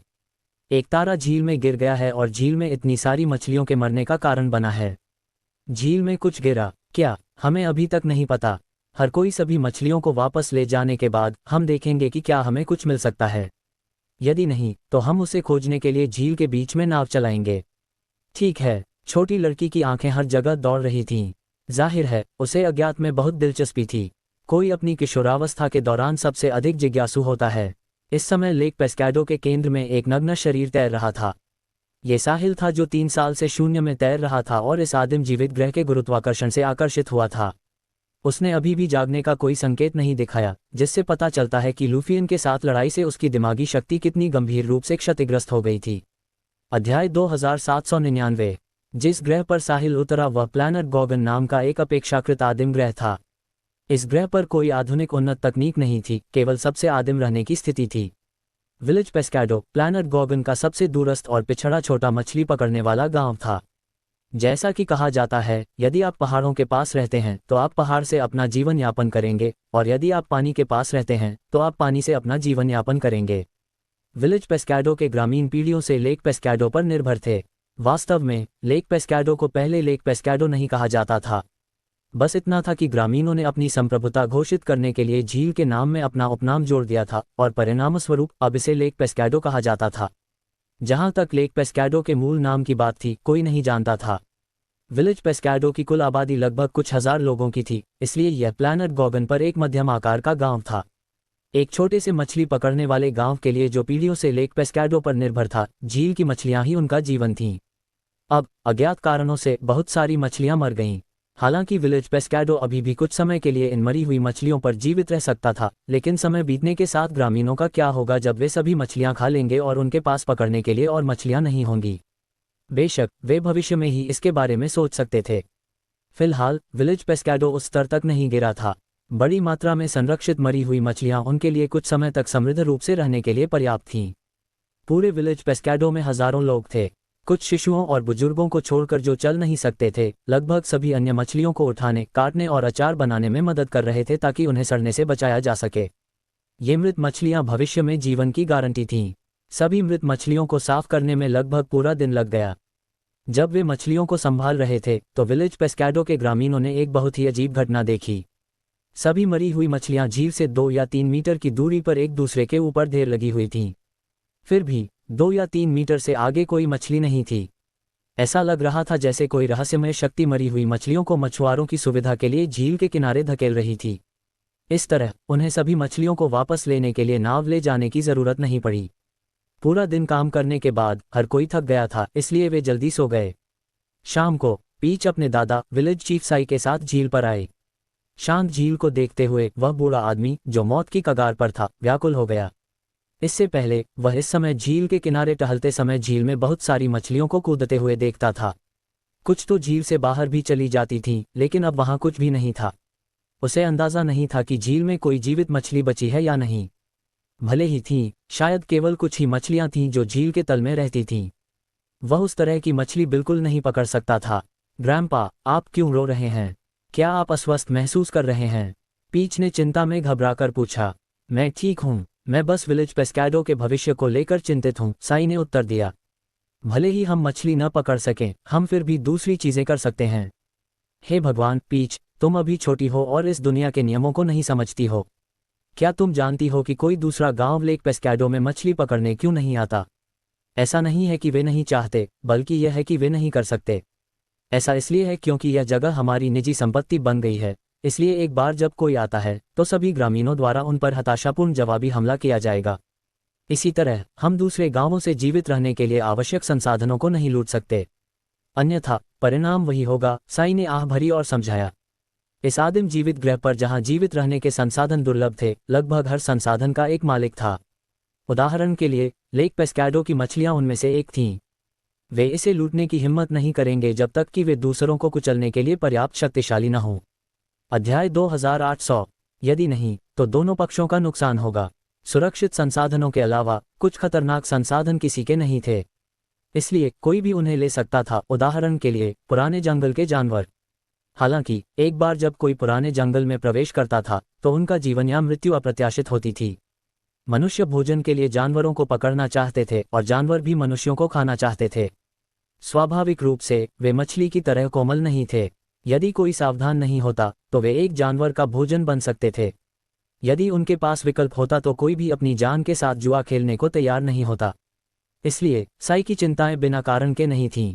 विलेज पेस्काडो ने पीढ़ियों से मछली पकड़कर अपना जीवन यापन किया था, इसलिए ये भी कहा जा सकता था कि वे मछली पकड़ने के अलावा कुछ नहीं जानते थे। उन्हें जंगली जानवरों को पकड़ने के लिए पुराने जंगल में जाने देना उन्हें मरने के लिए कहना होगा। केवल वही लोग जो पुराने जंगल के पास रह रहे थे और जिन्होंने पीढ़ी दर पीढ़ी अपने पूर्वजों के शिकार कौशल और अनुभव को विरासत में प्राप्त किया था, जंगली जानवरों को पकड़ने के लिए जंगल में जाने की हिम्मत करते थे। हालांकि सबसे अनुभवी शिकारी भी पूरी तरह सुरक्षित नहीं हो सकते थे। ग्रैंपा, बहुत ज्यादा चिंता न करें। भले ही हम दूसरे लोगों के संसाधनों को न चुराएं, दुनिया इतनी बड़ी है, इसलिए हमारे लिए हमेशा एक जगह होगी, पीच ने सांत्वना दी। वह भी छोटी थी और हमेशा साई द्वारा अच्छी तरह से संरक्षित की गई थी। परिणामस्वरूप वह भोली थी और इस दुनिया के खतरों से अनजान थी। उम्मीद है, साई ने उत्तर दिया। वह अपनी पोती के चरित्र को जानता था, इसलिए उसने इसके बारे में बात करना बंद कर दिया क्योंकि पीच उसे कोई अच्छी सलाह नहीं दे सकती थी। चलो देखने के लिए झील के बीच में चलते हैं। ठीक है ग्रैंपा। वे दोनों नाव चलाकर धीरे धीरे लेक पेस्काडो के केंद्र की ओर बढ़े। लेक पेस्काडो बड़ा नहीं था। भले ही इसे झील कहा जाता था, लेकिन यह वास्तव में सिर्फ एक बड़ा मछली तालाब था। रास्ते में झील बेहद शांत थी। पानी पर चलने वाली चप्पू की लहरों के अलावा और कोई हलचल नहीं थी। ये पहले से बिल्कुल अलग था। ग्रैंपा, ये झील इतनी शांत है कि डर लग रहा है, पीच ने कहा।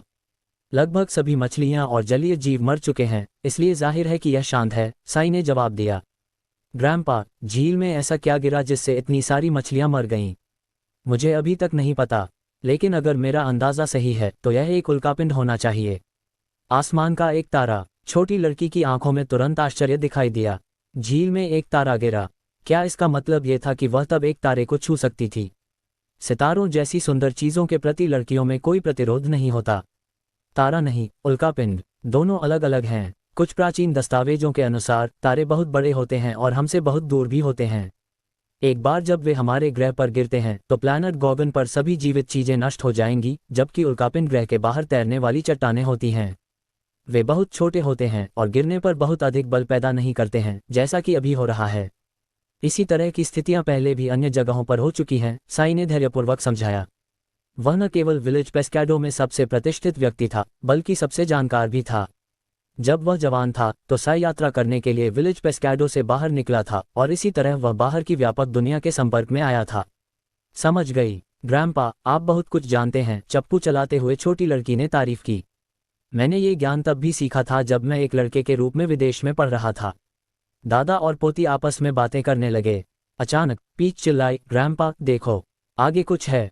दोस्तों, अगर आपको यह वीडियो पसंद आई है तो वीडियो को लाइक करें और नेक्स्ट पार्ट के लिए कमेंट कर देना और नोवेल एडिट चैनल को सब्सक्राइब कर लेना। Thank you.